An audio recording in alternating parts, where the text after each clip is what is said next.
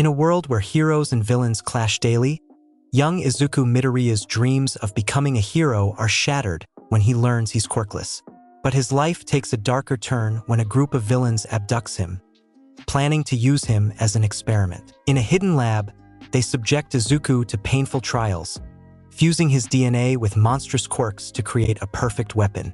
As scales and claws begin to cover his body, and a long tail emerges, Izuku gains the strength, resilience, and terrifying abilities of a dragon. Yet, deep down, his heart still holds onto a hero's dream, and he's determined to use his newfound power not as a weapon of destruction, but as a force of hope.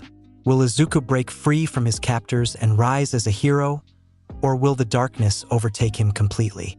Dive into this intense journey of transformation and heroism to find out. If you're ready for more epic stories, don't forget to like, share, and subscribe to Legacy for the latest updates. Izuku POV. Today's the day. I run downstairs to find my mother in the kitchen and make Dad sitting on the table next to it. Yes, he's still there. Hizashi. There you are. Hello, birthday boy. Inko. Oh, hello, Izuku. Happy birthday, Izuku. Thank you. I'm so excited. I'm finally 4. We'll go to the quirk doctor today. I'll get my quirk. I hope it'll be just as cool as Kachin's. Inko. Of course it will. With a father with a fire-breathing quirk and a mother with a gravity control quirk, I'd say you have a pretty good chance. Hizashi. That's true, but I have bad news, Izuku. Izuku, what is it? Hizashi. The company called. I have to go in a few minutes and won't be able to come with you, so your mommy will come instead. Izuku. Oh, that's sad, but it's good that mommy will come. Inko, of course. Please go upstairs and make yourself ready. I'll finish making breakfast soon and we have to leave right after. Izuku. Okay, I run off and do my morning routine before coming back down right after. After sitting down, mommy sets down a plate in front of my face with blueberry pancakes. I love blueberries and I love pancakes. Izuku. Thank you, mommy. All 3 of us finish our food abnormally quick. After the plates were put into the sink, we put on our shoes. Daddy's getting ready for work while mommy and I are going to the quirk doctor. After we finished, all 3 of us hug and say goodbye. Time skip. We've been sitting in the doctor's room for a few minutes now after some tests were run on me. We're just waiting for the results. The door opens and the doctor walks in. Doctor. I'm sorry, kid, but it's not going to happen. You're quirkless. I'm quirkless? No, that can't be. I can't be quirkless. Dr. POV. Inko, what? He doesn't have a quirk? Doctor, no. His blood tests say that his quirk should have already manifested, but it didn't. He also has an extra joint in his pinky toe. Only quirkless people have that. Inko, oh, okay. I understand. Izuku, let's go. Izuku, okokayai. I can see that he's short before crying, but he's too shocked right now to do that. He probably wanted to be a hero like all the others in his age. I type my boss's number in my phone. Boss. What do you want? Doctor, I found another one. A young boy with a dream to be a hero. Give me his name and his address, then I'll send people to get him. Doctor, yes sir. Izuku POV. After we get home, Daddy's already back. He sees me in mommy's arms crying and sobbing. Hizashi. Why are you crying, Izuku? Izuku, kir klasesa esa. Hizashi. The doctor said that there's no hope for him. Not even for him being a late bloomer. Hizashi. Oh no. My poor boy. He pulls me into his arms and sits on the couch to place me on his lap. Mommy walks into the kitchen. She's probably going to clean the dishes from breakfast. This day couldn't get any worse. I thought that until I heard a loud bang and mommy scream. Daddy sets me down and walks into the kitchen. I slowly follow him. After we arrived, another loud spund was heard. The same that happened before mommy's scream. Daddy's sounding stops before we falls down. Slowly a red puddle forms around him. I look into a kitchen and find mommy lying in a similar puddle. Then I look up to tall men with black masks. Then it hit me. They are villains. One of them came to me and put a hand over my mouth before I could scream or anything. Villain. Hello, Izuku. Why does we know my name? I start to smell something weird and slowly drift off into unconsciousness. He puts away a piece of cloth he held in front of my face a second before. Was it poisoned?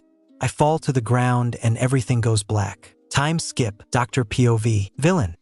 Hello, sir. We brought the boy. Boss, good job. What about their parents? Villain? Dead. Boss, good. They're yours. He looks at me and gestures his lackey to lay Izuku on the metal table. I restrain him and collect some chemicals and other stuff I need to start his transformation. I have to give him a quirk, and I think he'll be a good fit for this one. Time skip. Riku POV. The doctor ordered me into the lab. I'm a bit afraid. Every time I go inside this room, I'll end up getting hurt. The person that brought me here opened the door to reveal the doctor and a boy. He's probably the same age like me. Doctor. Hello, Riku. Riku. Hello, sir. Why am I here? Doctor. I want you to bring this boy to your room. He needs to rest after everything that happened to him today. His name's Izuku. Riku, esir. I lift the boy up, who is surprisingly heavy. He's really thin and short, but I can barely lift him.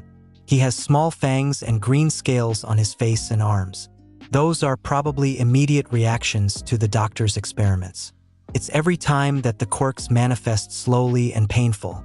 His quirk looks like it's going to take some time. Poor Izuku. Time skip. I brought Izuku to our room. The room belongs to me, Sakura, Akira, and Kaori. None of us has been here for more than a year. We came here as quirkless children and now became super strong. We still have to train and control our quirks, but we're doing our best, and I bet Izuku will do the same. Izuku starts breathing faster right before he shots up and scares all of us to death. Izuku, where am I? Who are you? What is this? He looks at his green-scaled arms and then looks at us. Sakura, don't worry. We're not going to hurt you, but you're not safe. We're in a villain's base. They are using us as experiments. I'm Sakura. Riku, I'm Riku. Akira. Kori, I'm Kori. And those green things are reactions on the experiments they did. They use experiments to give us quirks. Riku, we were all quirkless when we came here. They want to use us as weapons. Izuku, me, the weapon of a villain? But I want to be a hero. Akira, we all wanted that, but our dreams crashed when we were told that we were quirkless.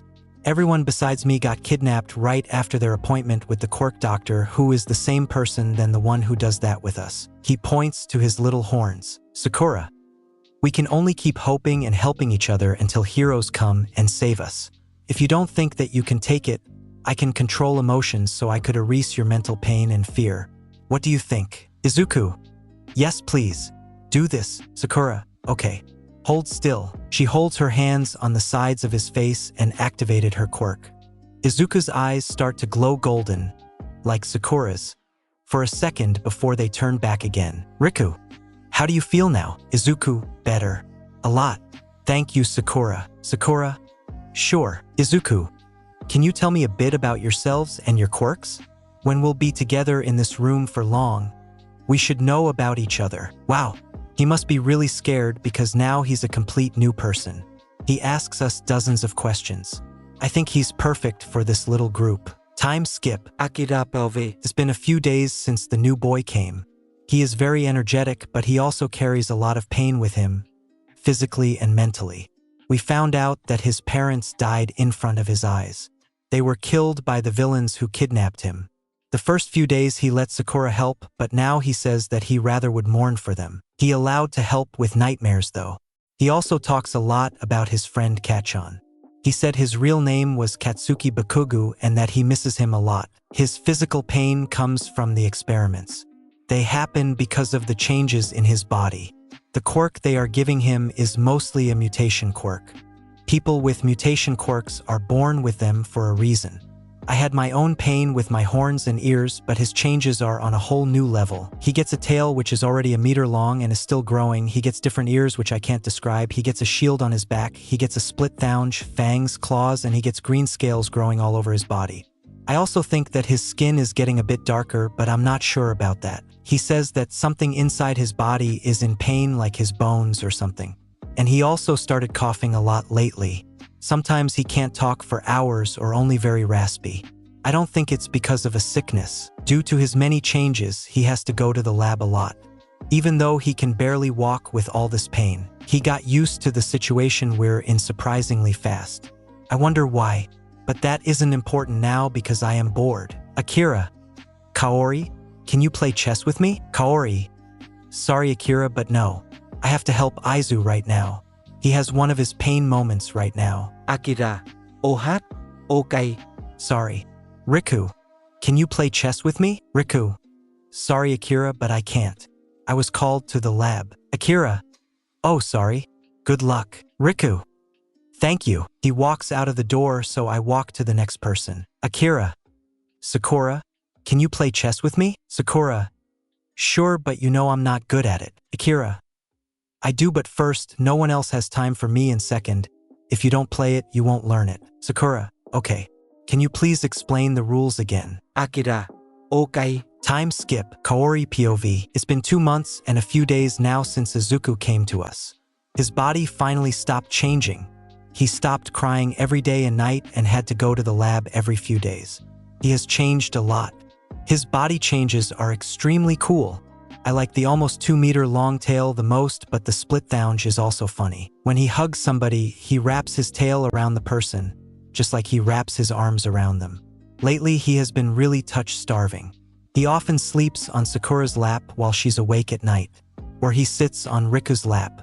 He also likes hugging people from behind. This is kind of scary, but also really cute. The sad thing about his changes is that he isn't able to talk anymore.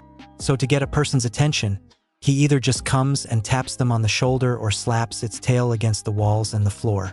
He communicates with sign language, which Akira is teaching all of us. His intelligence is really helpful in such things. Today is a special day. Because it is Riku's birthday, the doctors allowed us to get presents for him. We told them what we want for him and they buyed it. Izuku also got a hammock because his tail is in the way of sleep in a bed, so he just sleep in his hammock under the ceiling and lets it hang out of it. We all woke up early and are now standing around Riku's bed. Izuku grabs his shoulder and shakes him slightly. Riku slowly opens the eyes and sees all of us together in front of his bed. Akira, Kaori, and Sakura. Happy birthday, Riku.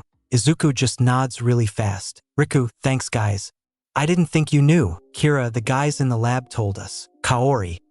And they allowed USTO get you presents. His eyes light up and we take him with us to the dinner table where all the presents are at.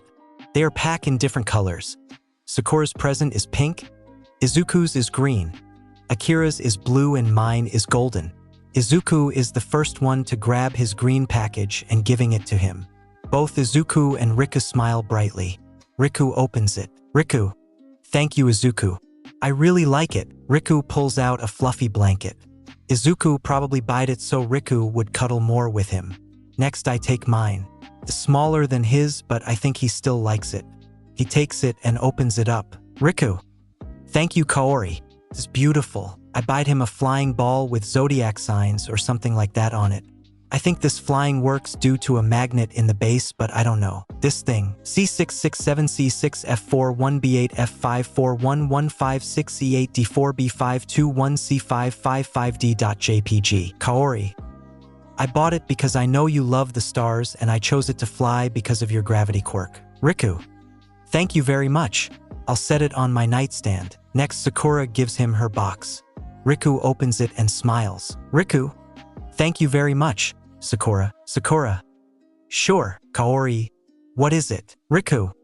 Sakura got me classic Japanese snacks, but don't worry. I'll share. Now everyone smiles except Akira. Kaori. Akira, is everything okay? What's wrong? Kira. You all have so great presents, but mine isn't. I thought it was good, but now that I've seen what you got him, I don't think he'll like it. Riku. Just give it to me. Can't be that bad. Akira hesitantly gives Riku his box, who immediately opens it. He looks at it for a second until a sad tear flows down his cheek. Izuku immediately starts to panic and hugs Riku. He looks at the present himself and does a very understanding look. He hugs him even tighter and presses his head inside Riku's shoulder. Then Riku smiles. Riku. Thank you, Akira. This is the best present I got today. I don't know how you got it, but thank you very much. Kaori. What is it, Riku? He lays down a picture frame on the table. On it him and 2 adults. Riku. These are NE and my parents. 3 days before they got killed and kidnapped. This way I'll never forget their faces. Akira. I have the same for everyone else in the room. Kaori, you have to share one with me. Kaori. It doesn't matter if it's just me on the picture or me and my brother. Akira gives all of pictures. Izuku starts crying when he got his. Sakura, it is still too near. Can I help you? Izuku nods, so Sakura uses her quirk on him to calm him down. He smiled a bit before hugging Sakura and then Akira. We all join into the second hug to thank Akira for his present. Later, we hang it on the wall behind the dinner table so we could see them every day. Time skip. Izuku POV. This place I'm at since 11 years has become my home, and the people that are here with me became my family. I don't live an easy life, but I live a happy life. We are trained as a team to fight against someone. I personally think that they want us to kill All Might, but we all agreed that we'll never hurt a hero. We're trained as villains, but we think like heroes. Even after 11 years, we still have hope that they'll come and save us. It's getting more realistic every day since the group of villains is becoming more famous. They call themselves the League of Villains. This is just a research lab, but we just have to hope. That's all we have. Right now it's evening. All of us had hours of training and are exhausted. Riku agreed to cook for us. All the others are setting up the dinner table while I'm in my hammock. I'm not allowed to hold dishes in my hand because always let them fall. My dragon hands just aren't made for holding something like this. I climb and fight with them, but they're not good to hold fragile items. My hammock is right under the ceiling, so I can see everyone from here. Akira looks up and they wave at me. It's confusing how he still looks like a 6-year-old, but I don't really mind. I wave back until Kaori comes and gestures me to come down. Kaori, come Izuku. Dinner is ready. I climb down the tubes and the rods. I've got my own little climbing route around the room.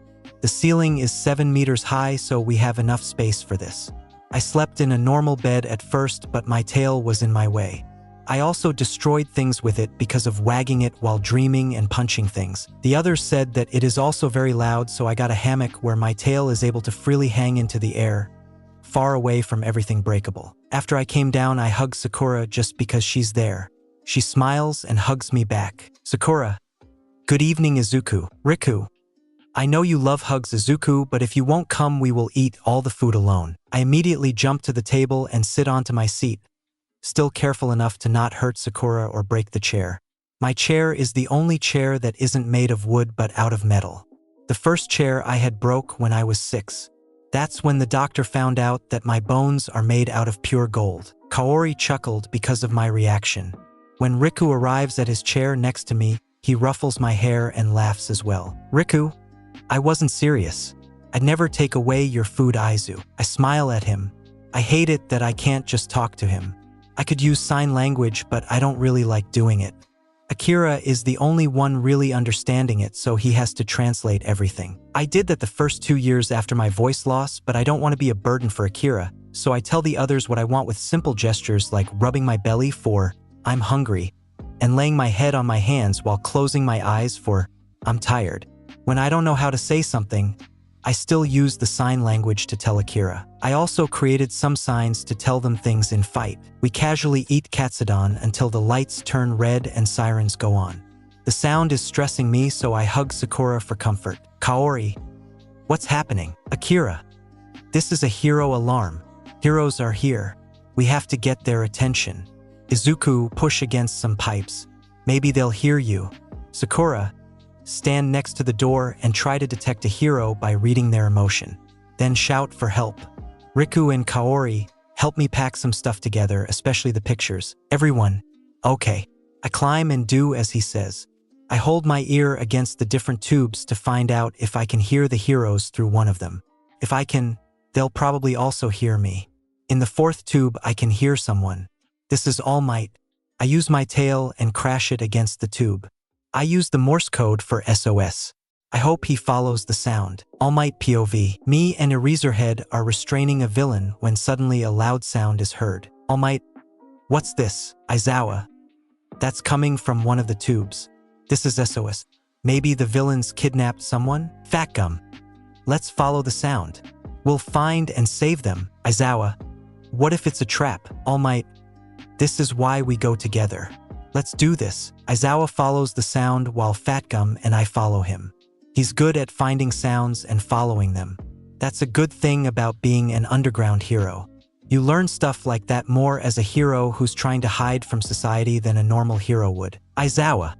The signal stopped. All Might. What now? Fat Gum. Do you hear that? Aizawa. Those are voices. We start running in the direction of these voices. They sound like children or teenagers, maybe both. We arrive at a big metal door. Fat Gum. Hey, are you behind that door? The ones that send us the SOS signal. Riku. Yes. Can you get us out of here? Aizawa. Go away from the door. Sukuna. Okay. I wait for a few seconds before I destroy the door completely. On the other side are a bunch of teenagers and one kid. Fat Gum. Are you okay? Riku. Yes.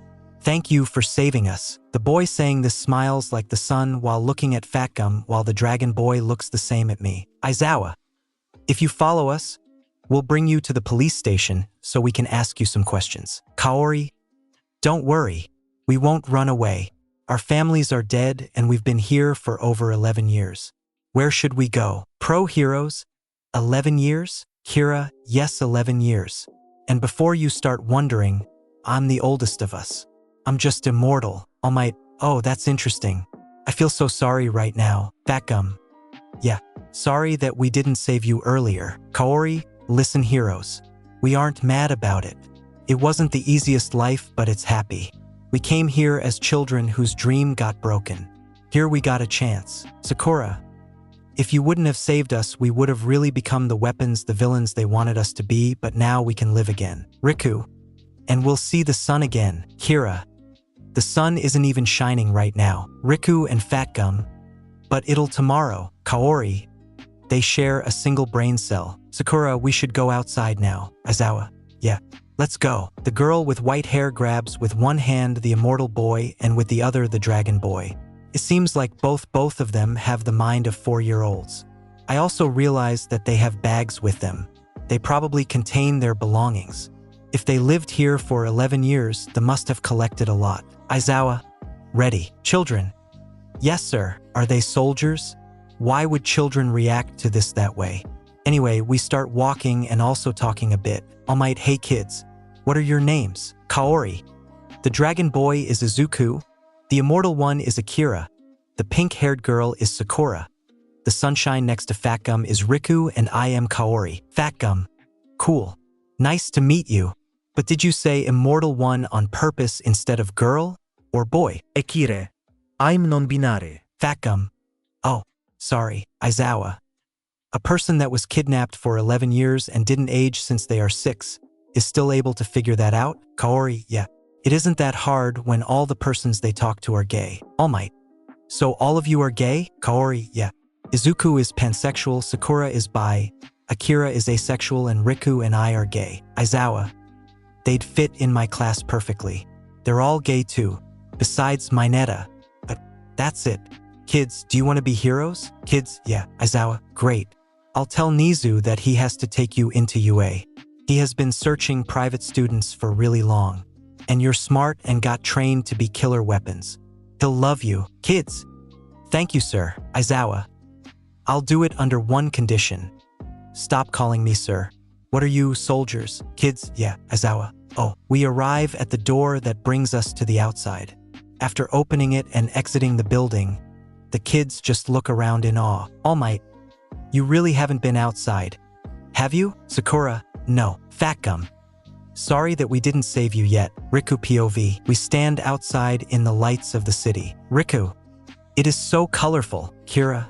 And loud. A police officer walks in our direction. Tsukachi. Who are they? Aizawa. They were kidnapped, held in a room, and were experimented on for the last 11 years. All their families are dead, and they got trained to be the villain's weapons. Izuku and I nod. Fat Gum. And the one that looks like 6 is actually the oldest of them. He's just immortal. Now Kaori and Sakura nod. Akira is just stressed because of the loud sounds. Tsukachi. Let's get you to the police station. I want to ask you some questions. Kaori. Okay. The officer brings us to 2 police cars and splits us into 2 groups.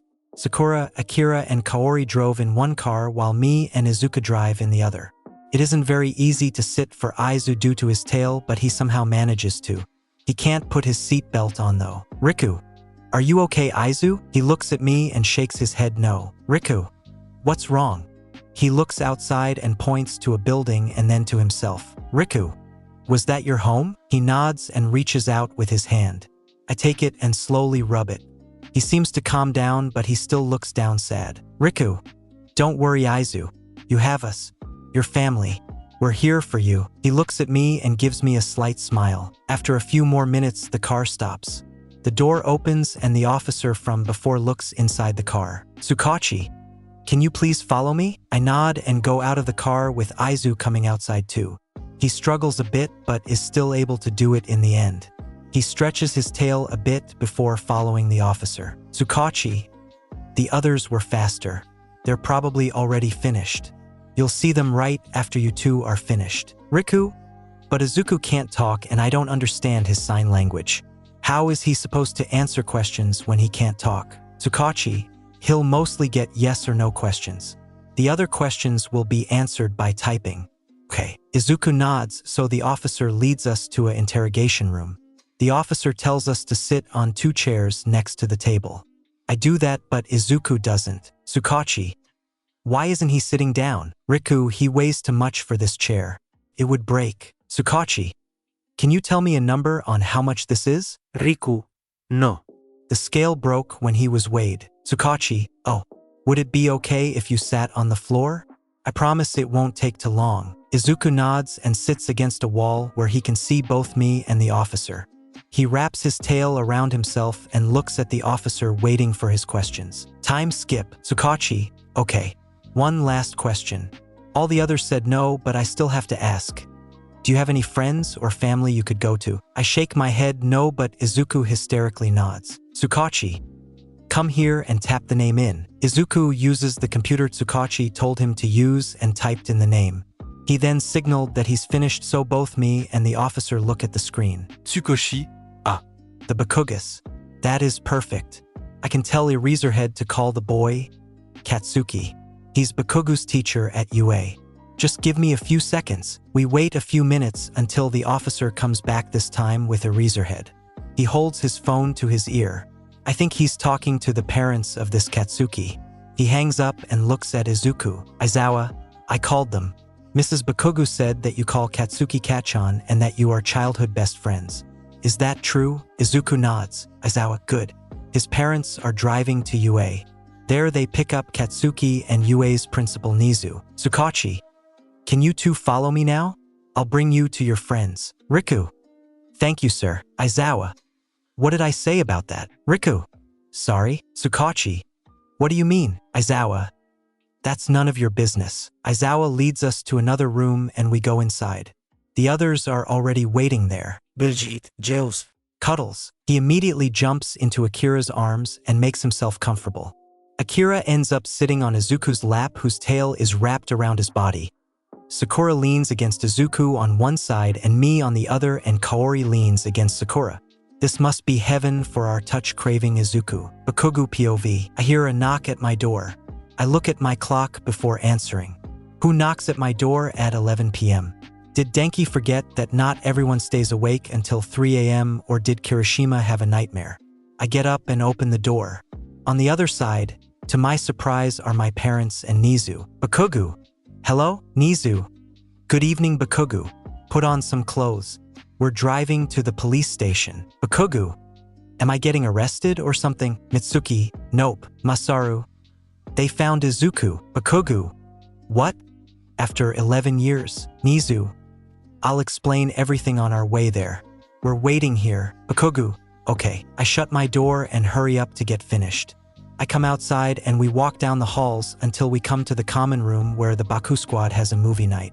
That is until they see me, Nizu, and my parents. Bakugu, you're still watching moves at 11:30 p.m.? Kirishima, we have to finish the movie. Denki, yeah, this is boring if we're only finishing at half. Bakugu and Mitsuki, go the fuck to bed. Denki and Mina, HHHHHH.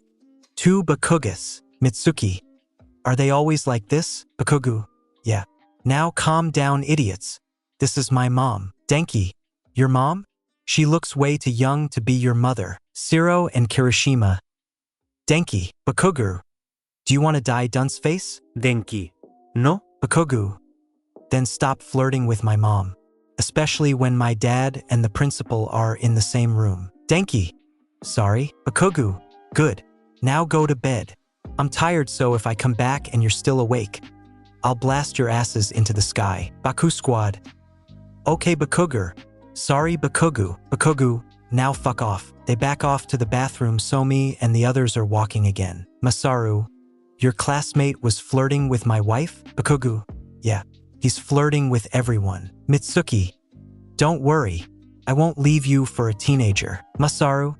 Thank you, honey. Bakugu, I hope so. I definitely don't want Dunce Face as my stepfather. Nizu, yeah, that would be weird. Bakugu, can we just forget that this happened? We're going to see Aizu, Mitsuki, Masaru, and Nizu, sure. Time skip, Bakugu POV. We finally arrived. I'm really excited. Nizu said that the police officer said that Izuku is really happy about seeing me again. I missed him a lot. And after what Nizu said, he missed me too. I get pulled out of my thoughts when Aizawa and the officer Tsukachi walk in our direction. Aizawa, there you are. Tsukachi. Izuku asked to meet with Katsuki alone for a second. Okay. Bakugu. Yeah, sure. Tsukachi, good, follow me. Aizawa. And you three can follow me. My parents and Nizu walk with Aizawa while I go with Tsukachi. He leads me to a room but stops in front of the door and faces me. Tsukachi. Do you know what to expect in there? Bakugu. Nizu told me, so I think so. Tsukachi.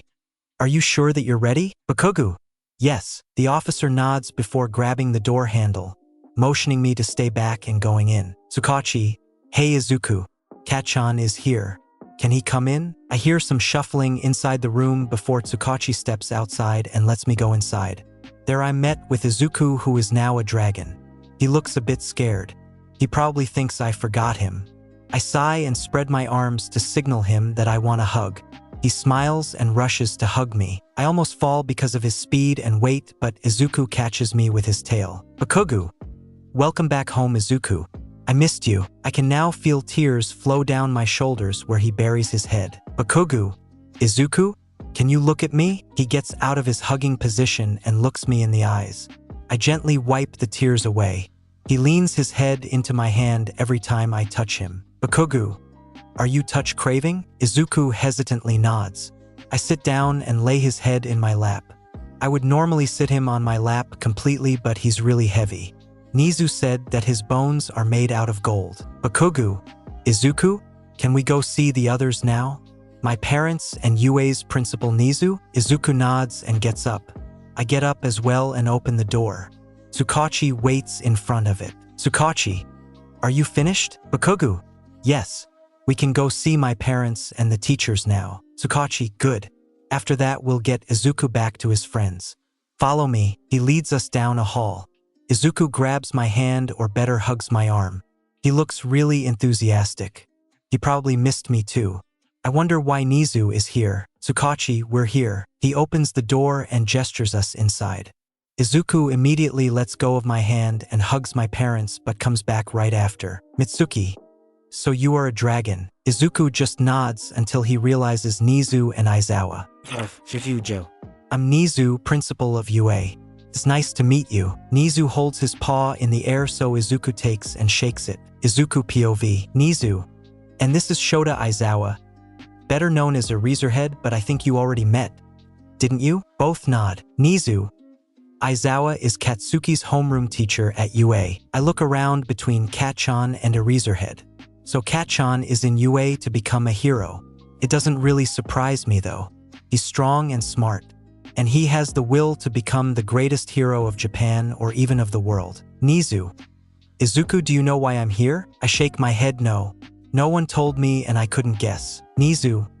I already talked about the same thing with your friends and they agreed.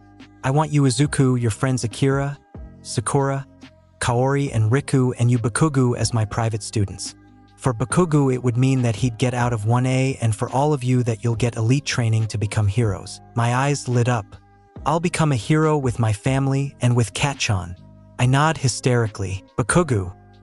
I get why you want him and the others, but why me? Nizu, you're far ahead of everyone. You can beat someone alone that usually needs a whole class. You are smarter than everyone and get A's in every single test. You won the sports festival with no trouble and you're becoming stronger every day. You just get training that is on your level. I look at Kachan in awe.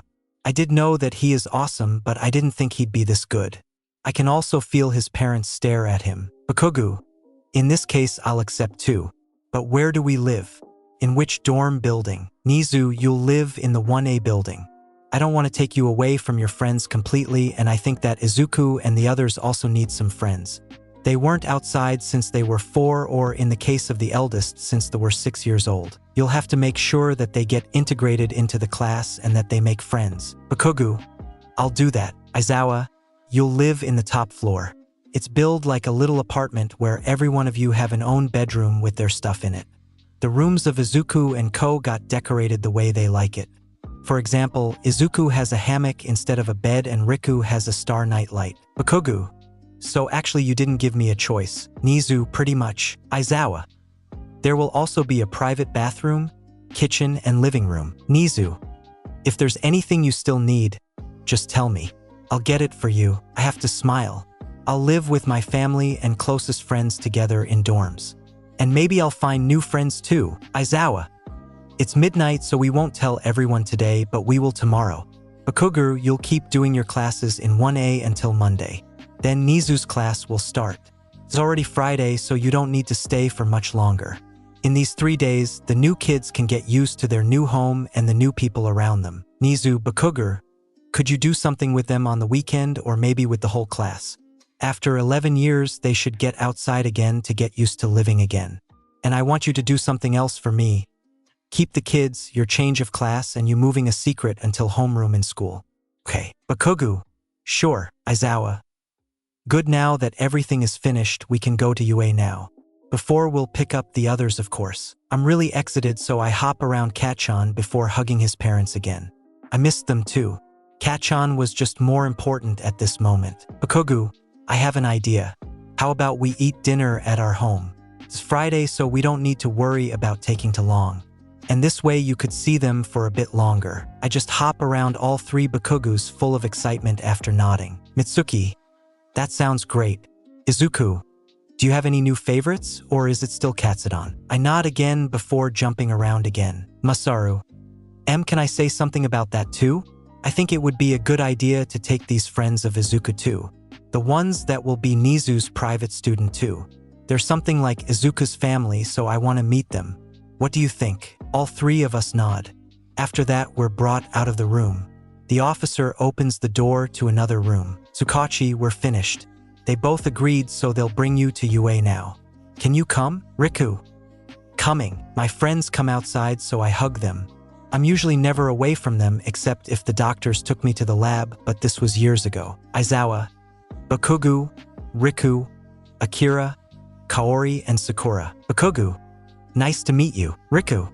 Nice to meet you too. Nizu said that you're the best student of your class. Is that true? Bakugu. I guess so, but now I'm in the same class as you, so that's probably not true anymore. Akira. That isn't necessarily true. We were trained as a team. We lack on individual fighting. You also learned theoretical stuff about being a hero. Where should we get stuff like that? Bakugu. I haven't thought about that yet, but cool. I look forward to work with all of you. Kids, me too. Aizawa. You seem to understand each other. Can we go then? Bakugu. Sure. I take Kachan's hand in my hand and Riku's hand in the other. And with that, we're going to UA, the place of our dreams. Kaori POV. I'm so excited. UA was always the dream of everyone in our little family. Izuku wanted to become the number 1 and the new beacon of hope. Riku wanted to prove that even people with weak quirks can become a hero. Akira wanted to win against villains with strategy instead of strength. Sakura wanted to be a cool underground hero, or if that wouldn't work, a scary vigilante, and I wanted to protect the ones I love, even though I don't remember anything I do while using my quirk and I need to rely on others. Akira decided that if we would become heroes, then as a team of 2, brother and sister, brain and muscles. Now we're able to do that. Right now we're in an elevator in the 1A dorms. The ride takes long since we live in the 6th floor. The elevator's door finally opens and shows a door. On it is a sign with Nizu's private students written on it. Aizawa opens the door which leads into a hall.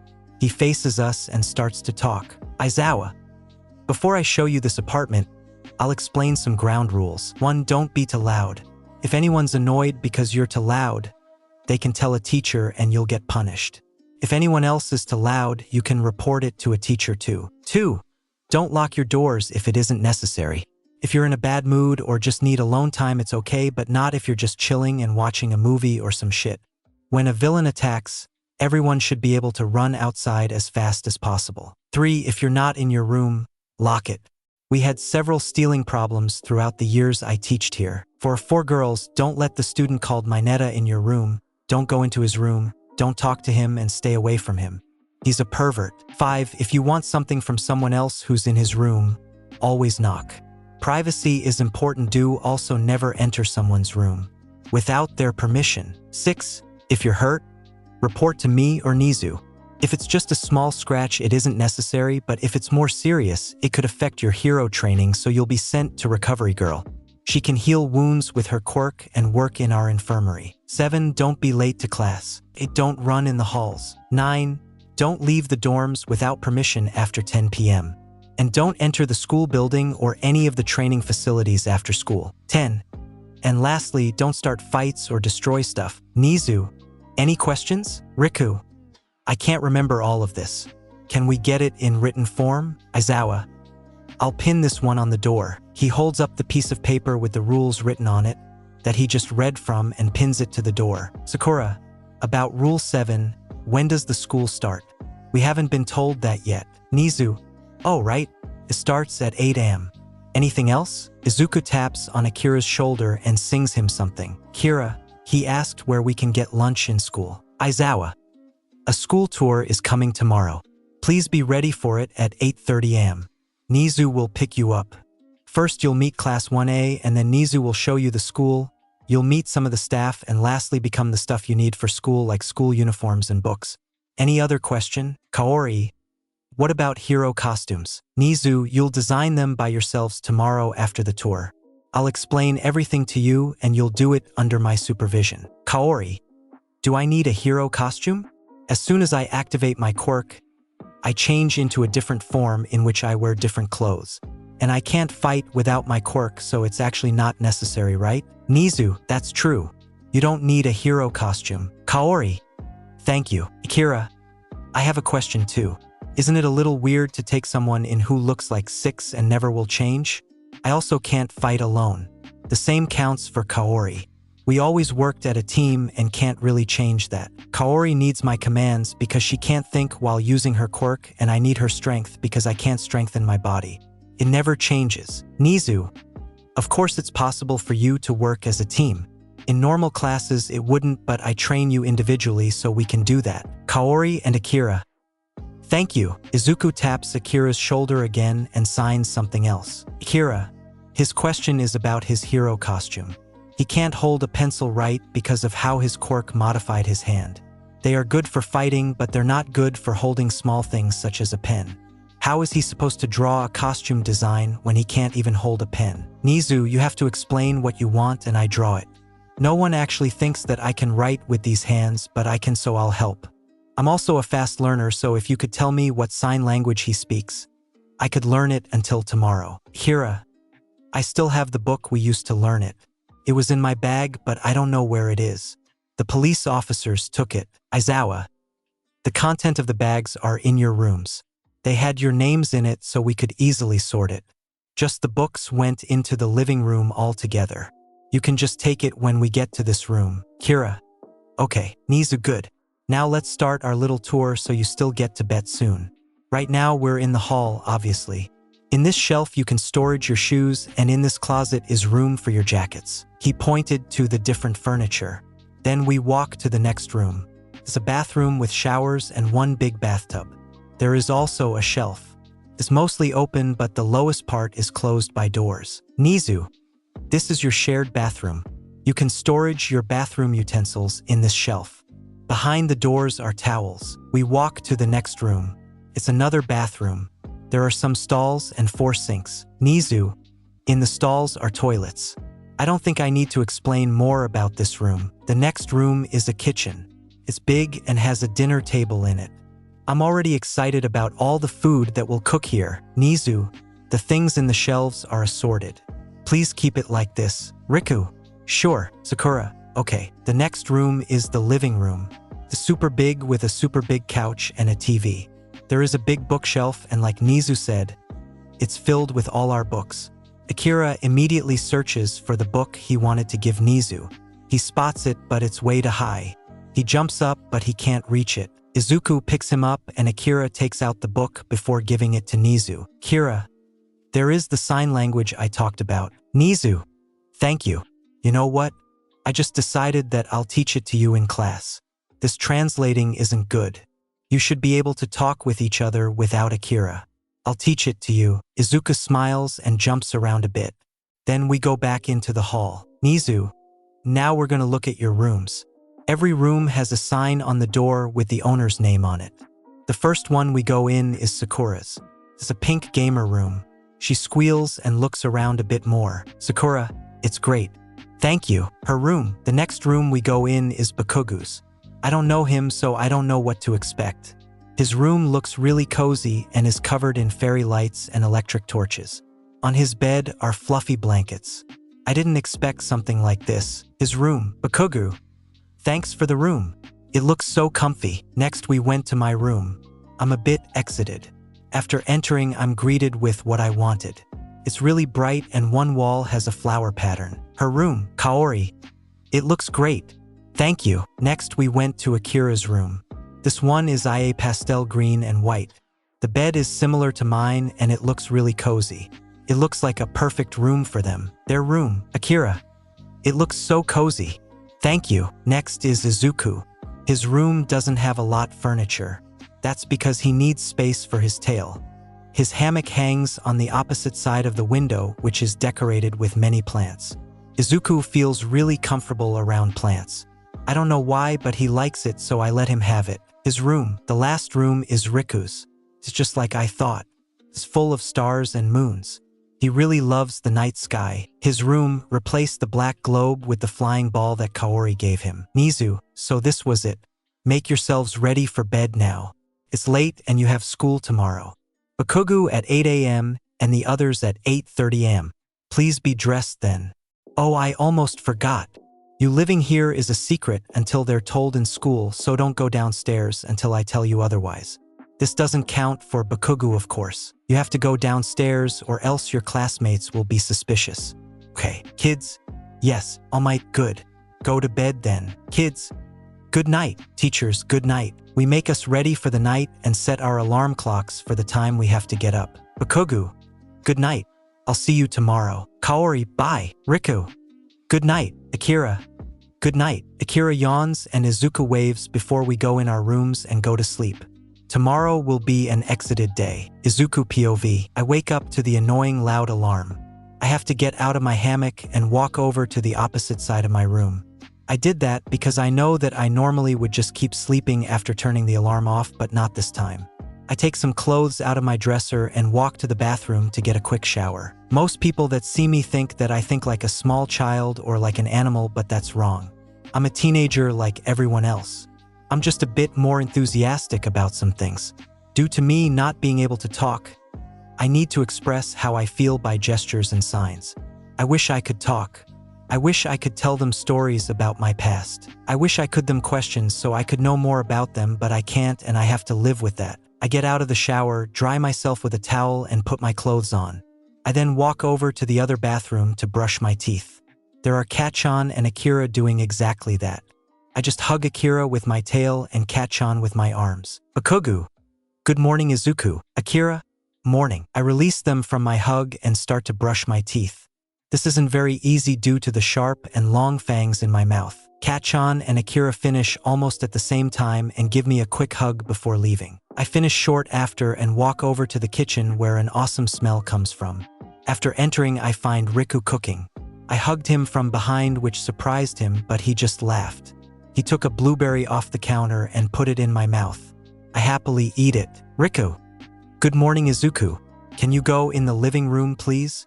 I need some space here. I'll bring you your breakfast there. Okay. I nod and leave after waving my hand. I walk inside of the living room where everyone's already sitting on the couch. I sit next to them and lean against the first person next to me who is Kachan. He already wears his school uniform. Did I really sleep so much longer than everyone else? After a few seconds, Riku brings us our food. For me, it has to be something which I can hold in my hands due to my lack of ability to hold something I can eat with. I mean, I can basically hold it, but it's not really comfortable. I'll use it this evening when we eat in Kachan's home. I don't think that I can eat katsudon with my hands. I mean, I could try, but I'd rather not do that on such a dinner. Bakugu, I forgot to tell you, all of us will eat dinner at my parents' house today. They want to see Izuku again and they want to meet you. Riku, that's cool. Sakura, are they as loud as you are? Bakugu, what's that supposed to mean? And my mom is loud, my dad isn't. I just nod and hug Kachan while still eating my food. I look at the clock and tap Kachan's shoulder. After getting his attention, I point to it. Bakugu, ugh, it's already that late? I have to go to school now. Thanks for the food, Riku, and thanks for the cuddles, Izuku. I'll see you when you meet my class. Bye. Everyone says bye too except me, who just waves. He grabs his bag from and leaves out of the front door. Bakugu POV. I hate school. I'm driving in the elevator from our apartment to the lowest floor. In the last floor before the ground, the elevator doors open and the whole Baku squad comes in. Mina. Hey Bakugu. Kirishima. I Bakuguru. Denki. Hey bro. I thought you overslept. You didn't come down for food. Bakugu. I are in my room. Mina. You're lucky. We were able to stop Ida from bursting into the door and taking you out of it. Zero. Yeah. It wasn't easy, but we did our best. Bakugu. Thanks. I guess. A loud gasp is heard from everyone in the elevator besides me. Bakugu. What? Kirishima. Bro. Are you sick? Denki. He's going to die. The doors open and I walk outside with the whole panicking squad jumping around me. Izuku and his friends, who I now call the Deku squad, would befriend my idiots in a matter of seconds. Bakugu. I'm not sick, idiots. Why would you think that? Mina. You said thanks, Kirishima. You never do that. Bakugu. I'm just tired. Screaming around needs energy. I don't have that right now. Denki. Why were you tired? Bakugu, you'll find out later. Let's go to class now. Baku squad. Okay, time skip. Aizawa finally enters class. This time not in his sleeping bag. Probably because first, he has to explain now, and second, Nizu will come in a few minutes. Aizawa, morning class. I have an announcement to make. We have to be finished in a few minutes, so shut up and listen. Yesterday, some heroes, including me, had a mission. We found an outpost from the League of Villains. It was a lab, probably used to create Nomus. In there, we found 5 teenagers around the same age as you, who were experimented on for 11. All of them are orphans. One of them, Izuku Midoriya, was Katsuki's best friend before Izuku got kidnapped. Katsuki was chosen to be their supervisor, so the 5 of them live in your dorms now. Denki. Since when? Aizawa. Since today. They came here around midnight. Since they were trained since a really young age, they are really smart and strong, so Nizu decided to take them as his private students. It was already planned for some time that Katsuki will become a private student of Nizu too, so this will be happening now. Katsuki will not longer be in your class starting with Monday, but you'll still live in the same dorm building, so you'll see him sometimes. Nizu will come with them every minute. Until then, you can ask questions. Momo, is Bakugu changing class because he's the best student in our class or because he's the supervisor of the others? Aizawa, the first reason. The second one is just a good coincidence. Ida, where do they live in the dorms? I don't think that there was any room left. Aizawa, they have an apartment in the 6th floor. Mina, why do they get an apartment while we only have single rooms and the shared 1st floor? Aizawa, they have a whole apartment because first, they are another class, and second, they don't know you and don't trust you yet, so they probably couldn't relax in a living room with all of you. Third, we don't know if we can trust them, and fourth, it's their home. They won't go home for Christmas or summer. They don't have a family, so it's their only place of living. Katsuki is there too, so he can gain their trust and help both this class and this group to socialize. He also has to show them live. They weren't outside since their 4th birthday. They know almost nothing about live in a normal life, so Katsuki has to show it to them. Mina, oh, sorry. I understand. Bakugu, shouldn't you also explain Akira? I think this would be awkward if the didn't knew about them. Mina. Them? Bakugu. Akira's non-binary. Mina. Aizawa. Thank you, Katsuki. Akira is the oldest of the group, but his quirk caused him to stop aging since he's 6 years old. So he looks like a child but is older than all of you. And like Katsuki already said, Akira is non-binary with the pronounce they slash them. Does anyone not know what that means? No one raises his hand. Aizawa. That's what I thought. There's a knock at the door. Aizawa. Come in. Nizu. Hi class. Are you finished? Aizawa. Yes. Nizu, great. Then come in. Behind Nizu, the Deku squad enters the room. First Kaori, followed by Akira, then Riku, next Sakura, and lastly Izuku, who waves at me.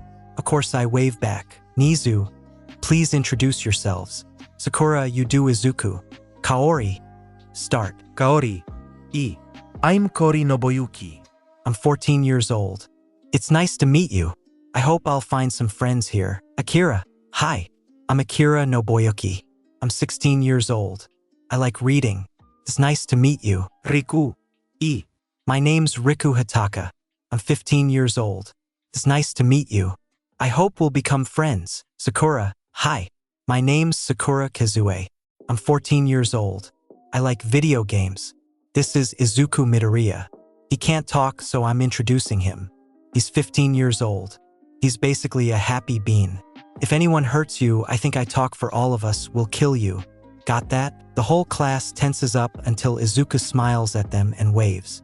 This smile is able to break everyone. No one can resist. Aizawa, you have 2 minutes to talk to them. Then they'll go. Nizu POV. The class immediately jumps up and runs to us.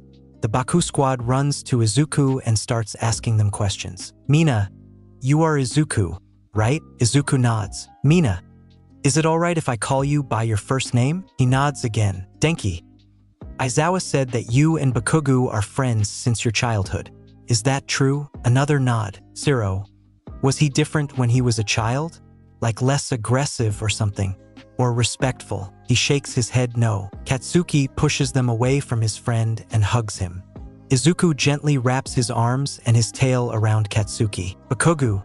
Fuck off. He's mine. Zero. Okay. Kirishima. Sorry Bakubro. Next I look to Kaori. She and Akira are in a crowd of almost all of the girls. Now with Mina joining. Achiko. First of all, hi. Second, are you siblings? Kaori, yes. Achiko, cool. Third, is it true that you are immortal and actually 16 years old but look like 6? Kira, yes. Two. That sounds so not cool, Karo. Mina. Yeah. Stuck as a 6-year-old is shit. Momo. How are you actually able to fight with a 6-year-old body? Kaori. He doesn't. We're a team. I'm the muscles, he's the brain. We are allowed to be a hero duo. Girls. That's so cool. Achiko. So what's your quirk, Kaori? Can I call you that? Kaori. Please call me by my first name. I didn't hear my last name since I'm 4. I think I can talk for everyone in our group in that point. And my quirk is called Ancient Gods. It gives me the ability to turn into a mindless creature that looks like an ancient gods. You'll probably see it.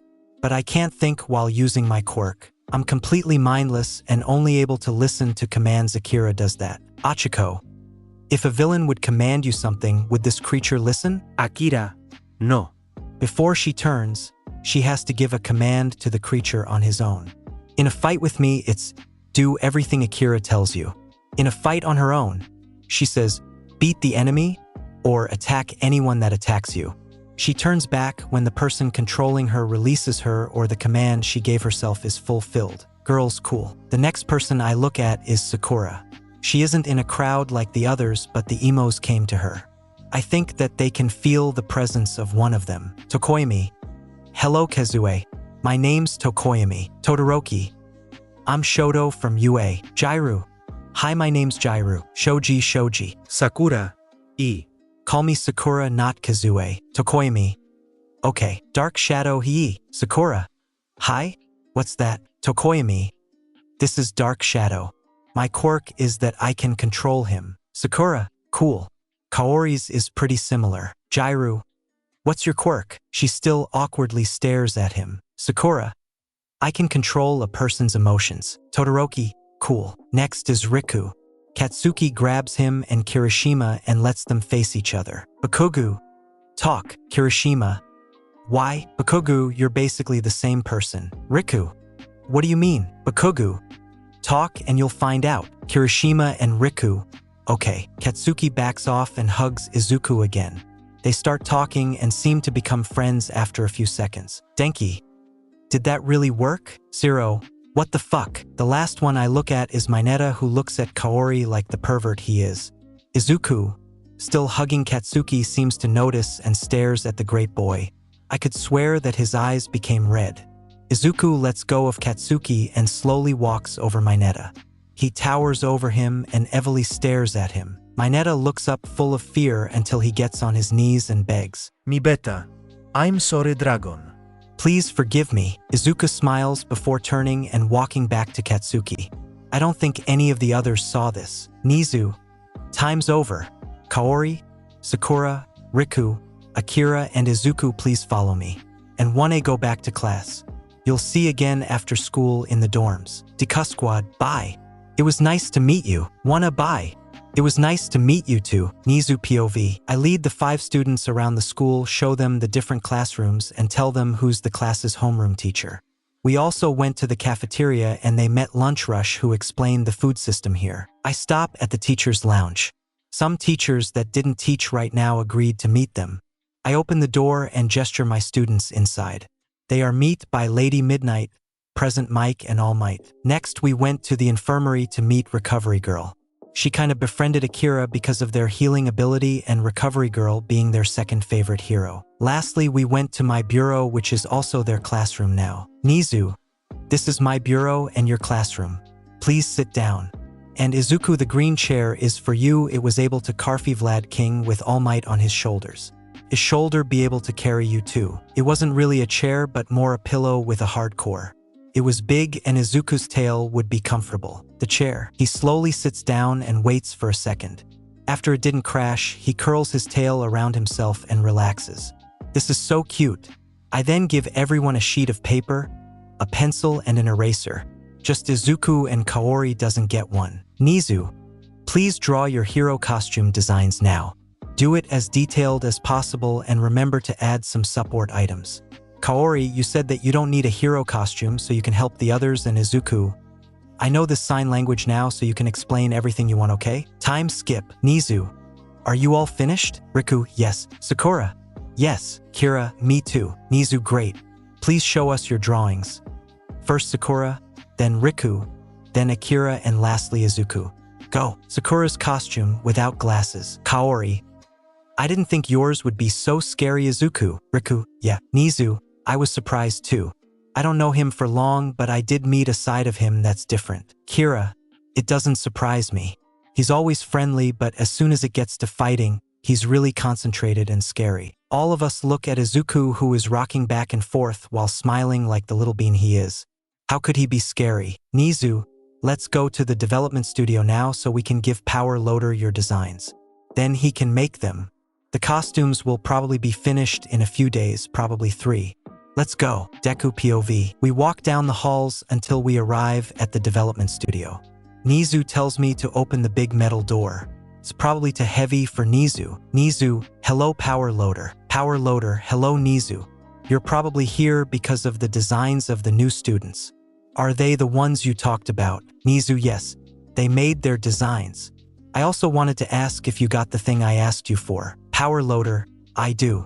The designs come first tough. We give him our drawings and he looks them through. Power Loader, there aren't much support items. Akira, we trained without them so we don't need them now. Power Loader, fine. The costumes will be finished on Monday morning or on Sunday. I'll give them to Nizu and he'll give them to you. And now to your order, Nizu. Here you go. Power Loader gives Nizu a small box. It looks like one of the boxes that you open when you make a wedding proposal, the one with the ring in it. Kaori, what's this? Nizu, you'll see. I want Katsuki to see it too, so we'll wait until lunch break. Kaori, okay. What are we doing now? Nizu, first we'll go back to my bureau and then I'll teach you a bit hero stuff you missed, which would usually be already teached. Riku, cool. Nizu, thank you Power Loader. I didn't think that you actually had it after just a few hours. Power loader. Sure. I'll see you. Nizu, bye. Kids, bye. Time skip. We have been learning stuff for hours. We surprisingly know a lot of the stuff here. That's because Akira sometimes teached us stuff from a UA student's book. I don't know why it was there, but it was fun to learn this stuff. We stop learning when the bell rings. Nizu. Perfect. It's lunchtime. I'll call Katsuki here and then I'll show you what's in the box. Kaori and Riku. Yay. Nizu takes a microphone or something. I think it's bound to the speakers that are spread around the school. Nizu. Katsuki, Bakugu, please come to the principal's office. It doesn't take long until Kachan comes. I immediately jump up and hug him. Bakugu. Did I do something? Nefu. No. I just want to show all of you something I got from Power Loader. Izuku, please sit on the ground with your back in my direction. I need to reach your neck. I wonder what he wants to do. He takes out a round chip thing out of the box and I do as he said, sitting in front of him. He puts the chip on the back of my neck. It hurts a bit. It feels like there are dozens of needles piercing into my skin. I whimper a bit while flinching. Bakugu, I thought you had no voice. Why can you whimper? I pain then. Izuku, I don't have a voice. Wait, what? Nizu. This support item gives you the ability to talk. Nizu. Thank you. I can talk. I can talk. I can talk. I jump up again and hug everyone. Bakugu. How does it feel to finally talk again? Izuku. Great. I miss talking a lot. No one understands me and I like telling stories about stuff I experienced or learned. Sakura. Now we don't have to learn sign language. Nizu. Yes you do. Deku squad. Why? Nizu. Because Katsuki is slowly losing his hearing because of the loud explosions that are always next to his ear. Izuku. And you didn't tell me. Bakugu. I thought that you would think that I'm weak because of it. Akira. This does just mean that your quirk is super strong and your explosions are super loud. Bakugu. You are completely positive, aren't you? Deku squad. Yes. Nizu. You can have that conversation later. Now go to the cafeteria and get your food. Katsuki. Help them. Time skip. Mina POV. Mina. I hate school. Bakugu. At least it's over now. Kirishima. And we'll see your new friends again. What did you call their group? Bakugu. Deku squad. Mina. Why Deku? Bakugu. Long story. We open up the door and Bakugu brings us to the elevator. He promised us to show the apartment. He also said that Izuku is able to talk now because if a support item after driving up, he unlocks the door and steps in. Bakugu. Hey, are you there? 1A wants to see our apartment. Can they come in? Sakura. Sure. Riku. Yes. Kaori. Come on, let's greet them. Slowly all of them come. Izuku immediately hugs Kachan and then half of the others in class including me. Mina. Hey Izuku. Is it true that you can talk again? Izuku. Yeah. Isn't that cool? Mina. It is. We both giggled for a few seconds until Ida clears his throat. Ida, we're here for a room tour, not laughing. Mineta. Can I pee here? Bakugo. No. Go downstairs if you want to pee. Mineta. But Deku. No. Mineta. But Izuku and Bakugu. Go downstairs. Mineta. I'm sorry, mighty dragon. I'm sorry, mighty dragon king. I'll go. He runs out if the room and Kaori locks the door so he can't come back in. Ida. This isn't very hero-like. Akira. But Aizawa told us that we aren't allowed to let him in our rooms. Kaori. Yeah. See? She points to the list that is hanging on their door. It is full of rules and one of them is to not let Mineta in. Ida. I'm sorry. I didn't know that you were told to do this. If Aizawa told you that I'm okay with it. Izuku. Thank you, Ida. Achiko. Now, let's start. Who wants first? Kaori. Me first. Kira. I'll go second then. Bakugu. Third. Riku. Fourth. Sakura. I'll go after him. Izuku. Okay, so I'm last. Kaori leads us to her room first. It is kinda simple but still full of patterns and decorations. Mina and Achiko. It looks like the room of a princess. Kaori. Yeah. I never had my own room, so this is kinda what I wanted as a small child. Momo. That's so cute. Kaori. Let's go to the next room. Class. Okay. Kira leads us to his room. His room is mostly mint green. It has a similar design than Kaori's room, but us still different. Siro, you have style. Let's go to Bakubro's room now. Bakugu. Fine. Follow me. We follow him and he leads us to his room. It has less furniture than other rooms. Instead, the bed is super big and full of blankets and pillows. Kirishima.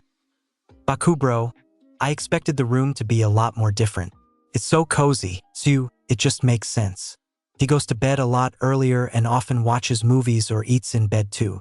It needs to be comfy, Karo. Bakugu, exactly. Baku Squad, huh. Sakura.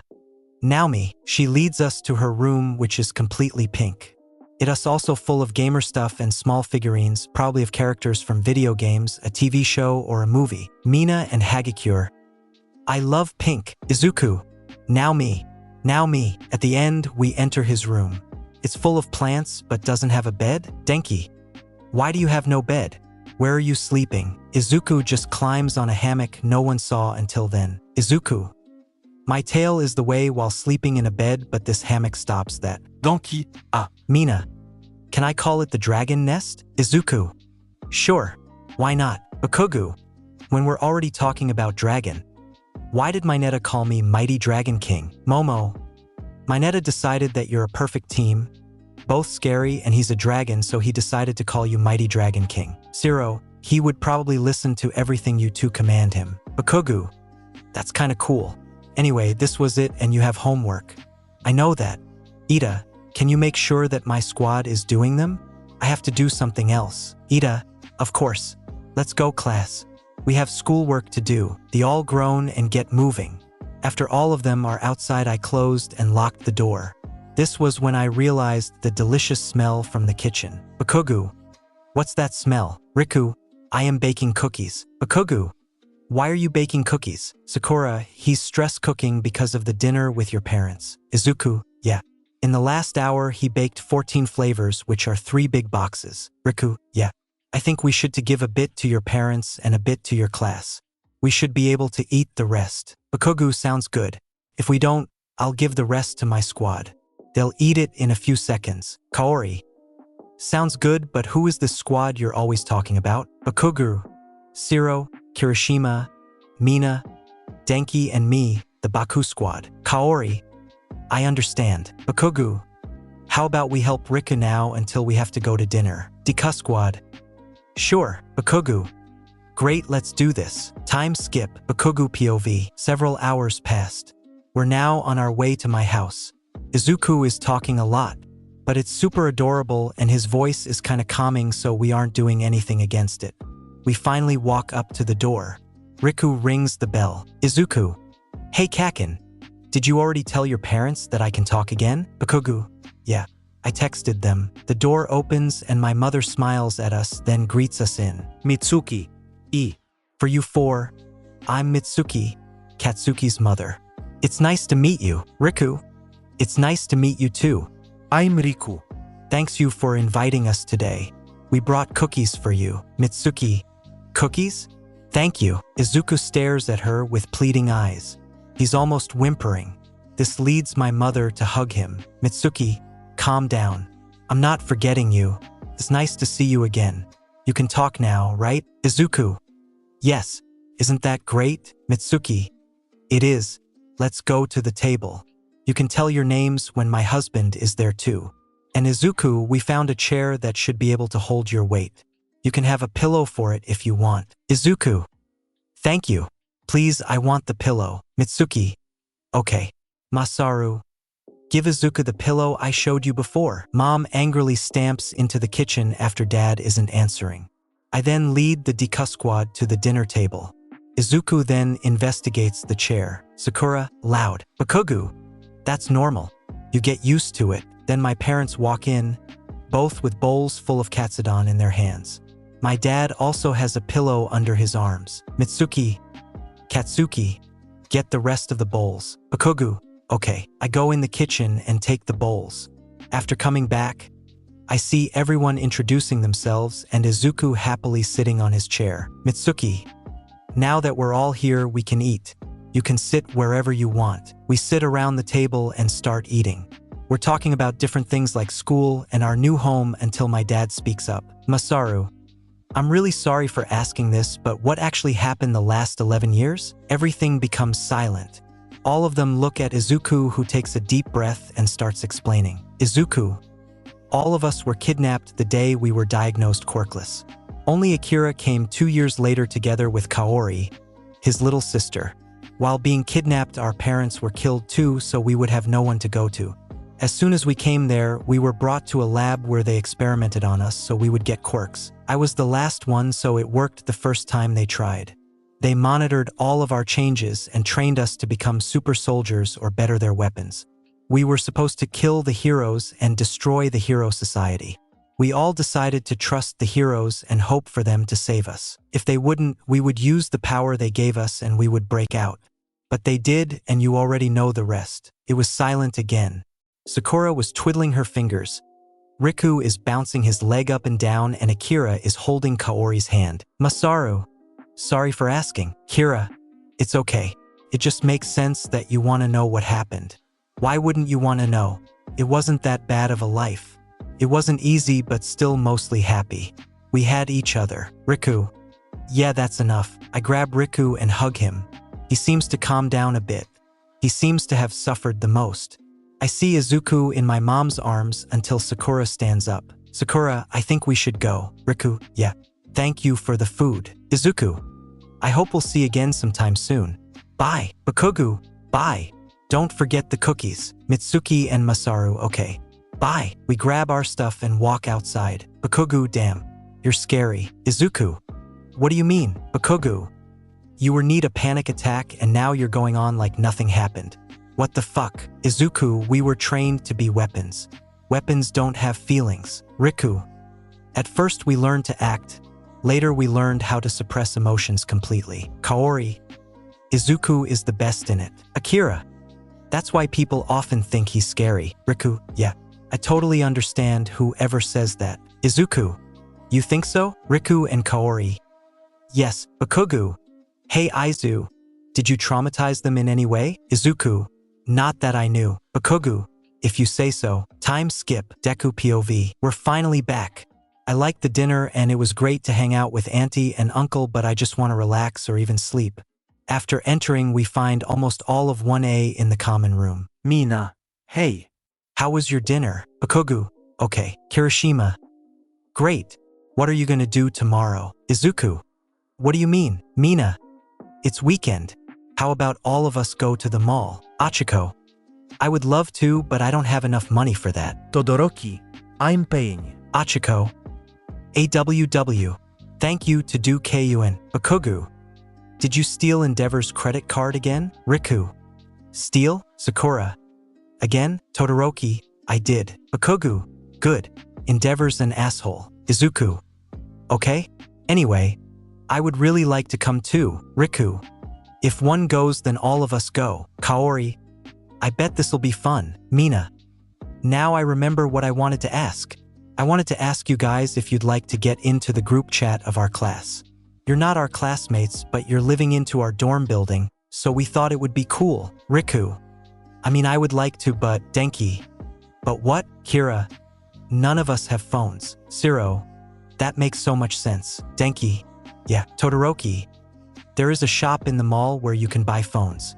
I'll pay. Izuku, thank you Todoroki, but this really isn't necessary. Todoroki, yes it is. Sakura, what is wrong with him? Bakugu, I have not the slightest clue. Kaori, thank you Todoroki. And then we can come into your group chat. Mina, yay. Todoroki POV, me, my classmates, and the Deku squad are in the mall. It isn't that far from UA, so we walked. Right now, I'm buying the Deku squad's phones and in phone cases. Everyone already decided which phone case they want, but Kaori is struggling. She can't decide whether she should take pink one or a white one with a rose pattern. Then Akira tries to get her attention. Akira, Kaori. Kaori, look, Kaori. What is it, Akira? Akira, don't you think this one is even better for you? They show her a black phone case with a golden geometric pattern. Kaori, this is perfect. It looks just like my quirk. Thank you, Akira. She takes it and decides to buy it. Izuku took an all-might one. Sakura took a pink one with sakura flowers. Riku took one with a night sky and snowy mountains, and Akira took a plain green one. Todoroki. So everyone has one? Deku squad, yes. Todoroki, good. Give them to me. Then I can pay. They all give them to me, and then Izuku hugs me. I'm not used to hugs, so I don't know what I should do. Bakugu, you're confusing him. Stop that, Izuku. But Bakugu, he doesn't usually get hugs. Izuku, oh, sorry Todoroki. Todoroki, it's okay. But why did you do that? Izuku, as a thank you. Todoroki, okay. I then pet his head. Todoroki pat pat. Izuku laughs a bit before I pay. Next, we walk outside the shop and join the others. Mina, there you are. Did you choose phone cases? They show her the cases. All the girls look at them. I can see Akira standing in the background. They don't show their case. Instead, they stare at it. Masahiro walks over to Akira and squads down. Ojiro, is everything okay, Akira? You look a bit sad. Akira, I can't reach Mina to show her my case, and she doesn't seem to be very interested. Ojiro, then show it to me. I'm interested. Akira, really? Ojiro, yep. Tokoyami, me too. Kota, me too. Shoji, I want to see too. Akira's eyes lit up and they smiles. I haven't seen them smile before. I think that Akira is kind of similar to me. They didn't have any friends, the only people talking to him being his siblings. I think that he feels less worth than the others.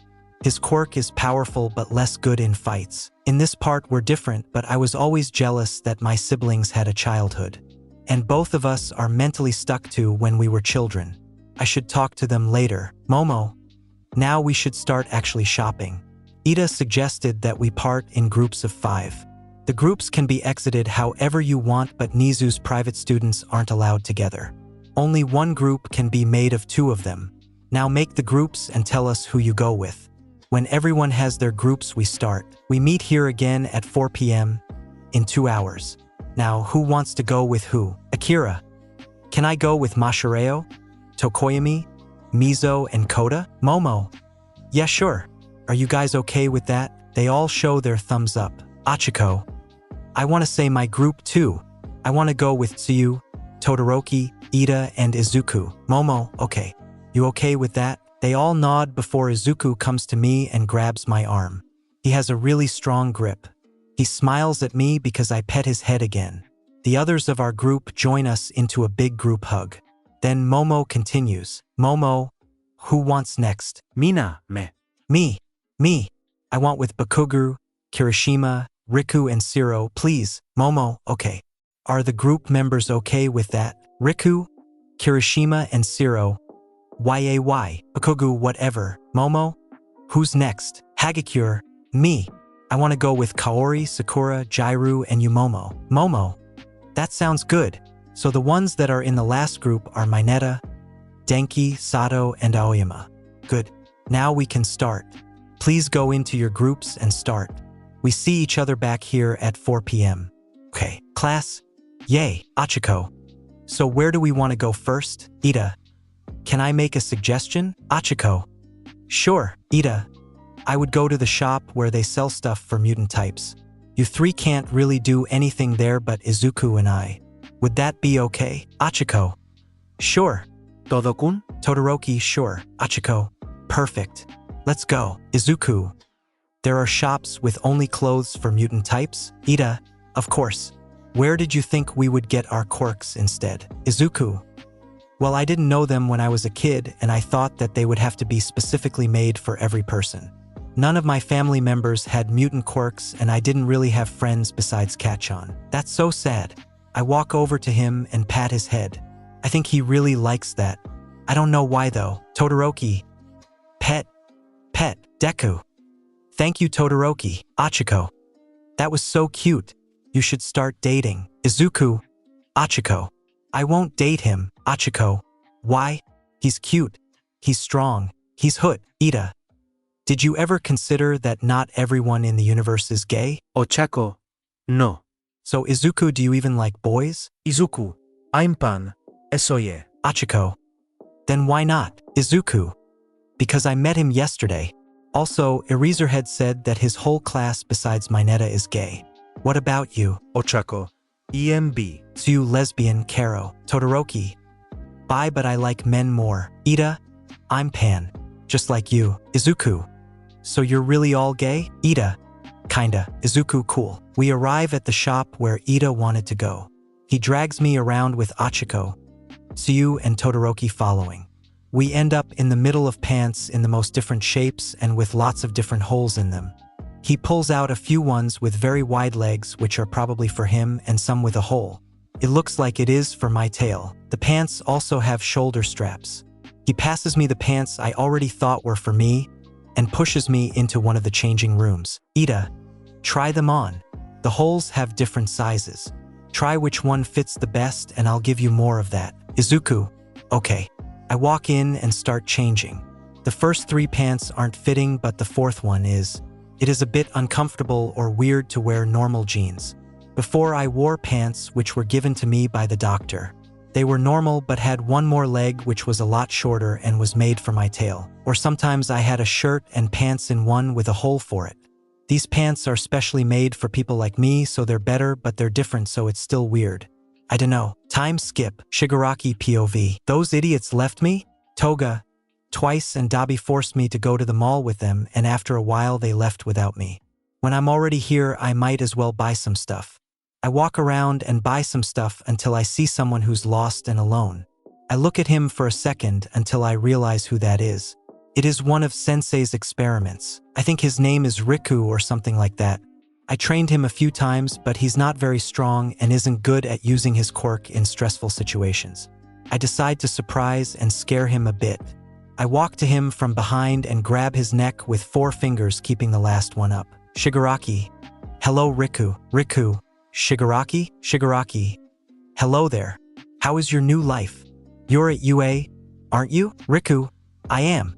The others are too. Shigaraki traitors. Kirishima. There you are, Riku. I look at the person saying this. It's one of these 1A students with 3 others following right behind. They stop WHE, they see me and my hand. With the other hand, I'm texting Kurogiri to portal me out of there. Shigaraki. If you move, he's dead. If not, he lives. Mina. We won't move. Say what you're planning. Shigaraki. Oh, you'd like to know that, huh? Well, not happening. The pink girl gets angry and runs at me. Her friends can't stop her, so I'm able to just catch her and knock her off. I do the same with Riku. The portal I ordered is opening behind me, so I go through it with the 2 unconscious wannabe heroes. Their friends try to stop us, but they are too slow. I can also see police and heroes, but no one reached me. After arriving back at the bar, I let them fall to the ground and face Kurogiri. Kurogiri. Who are they? Shigaraki. The boy is one of Sensei's experiments. His name's Riku, and the girl is a 1A kid, but I don't know her name. Sensei, did you hear that? All for one, yes. Bring them to the lab. We need them to be ours. Kurogiri, you want to mind control them? All for one, yes. 1A and the other experiments wouldn't attack their friends, would they? Shigaraki, no. It is a good plan, sir. All for one. I'll give them a few more quirks so we have the perfect weapons in our hands. Kirishima POV. He kidnapped them. Mina and Riku are gone and we weren't able to help them. The police evacuated the mall and was asking me and the group I was with questions. He then allowed us to go outside to meet up with our friends, but I don't know how we should face them. We lost both of them. Who know what the villains will do to them? We walk outside and are hugged by our classmates. Denki. We were so worried. You took long to come outside.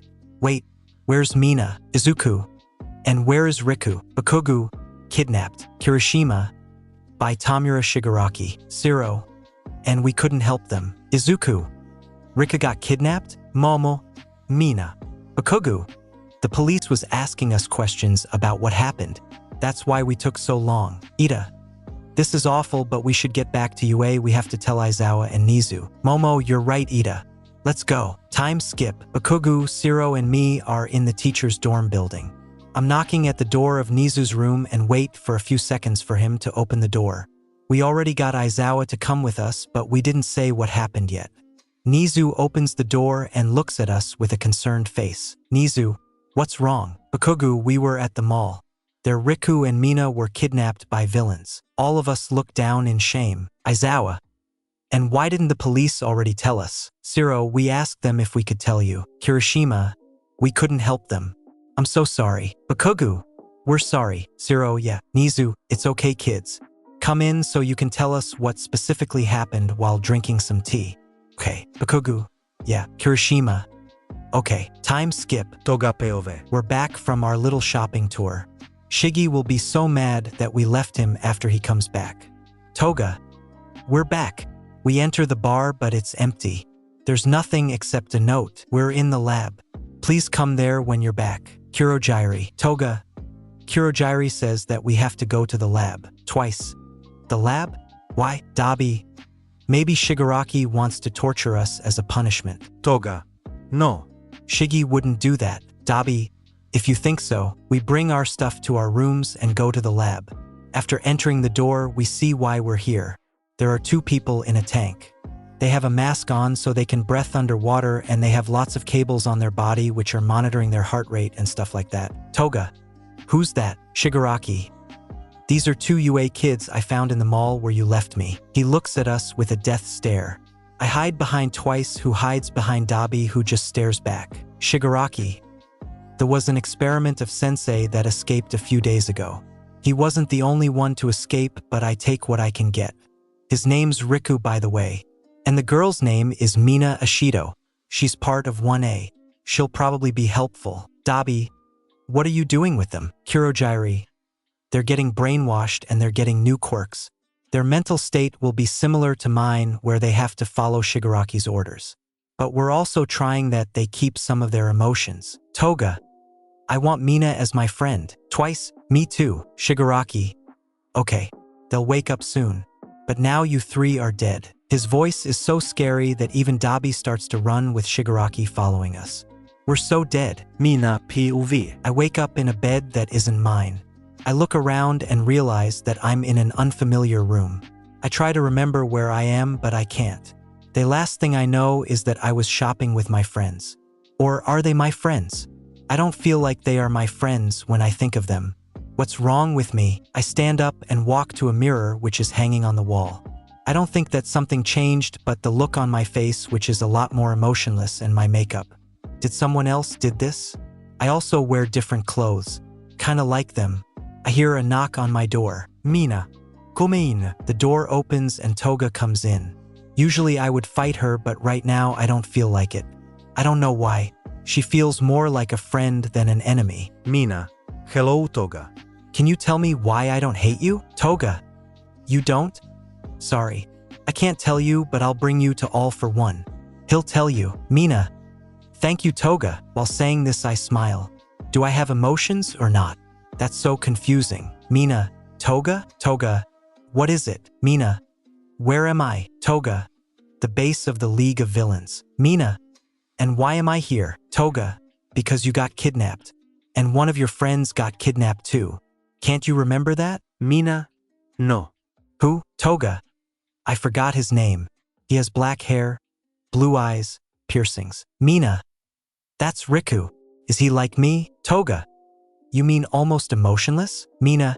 Yes. Toga. Then yes. I mean, he's supposed to be like you, but he didn't wake up yet, so I don't know. We'll see in a second. We stop in front of a door. Toga knocks at it and opens without waiting for an answer. Riku. Toga? Toga. Hi there. How are you feeling? Riku. I don't know if I even feel something. So he is like me. Riku. Where am I? Toga. You're in the base of the League of Villains. You got kidnapped with your friend Mina. She's here too. So come here and follow me. I want to bring you to all for one. He'll explain everything. Riku. Oh, okay. He comes outside and hugs me without saying something. I don't know why, but he feels important to me, like what he said about the Deku squad being like siblings, but for us too. I feel like I have to protect him. This whole thing is so weird. Mina, are you okay? Riku, I think so. Do you feel like we're siblings or something too? Mina, yeah. It's kind of weird. Toga starts walking again, so we follow.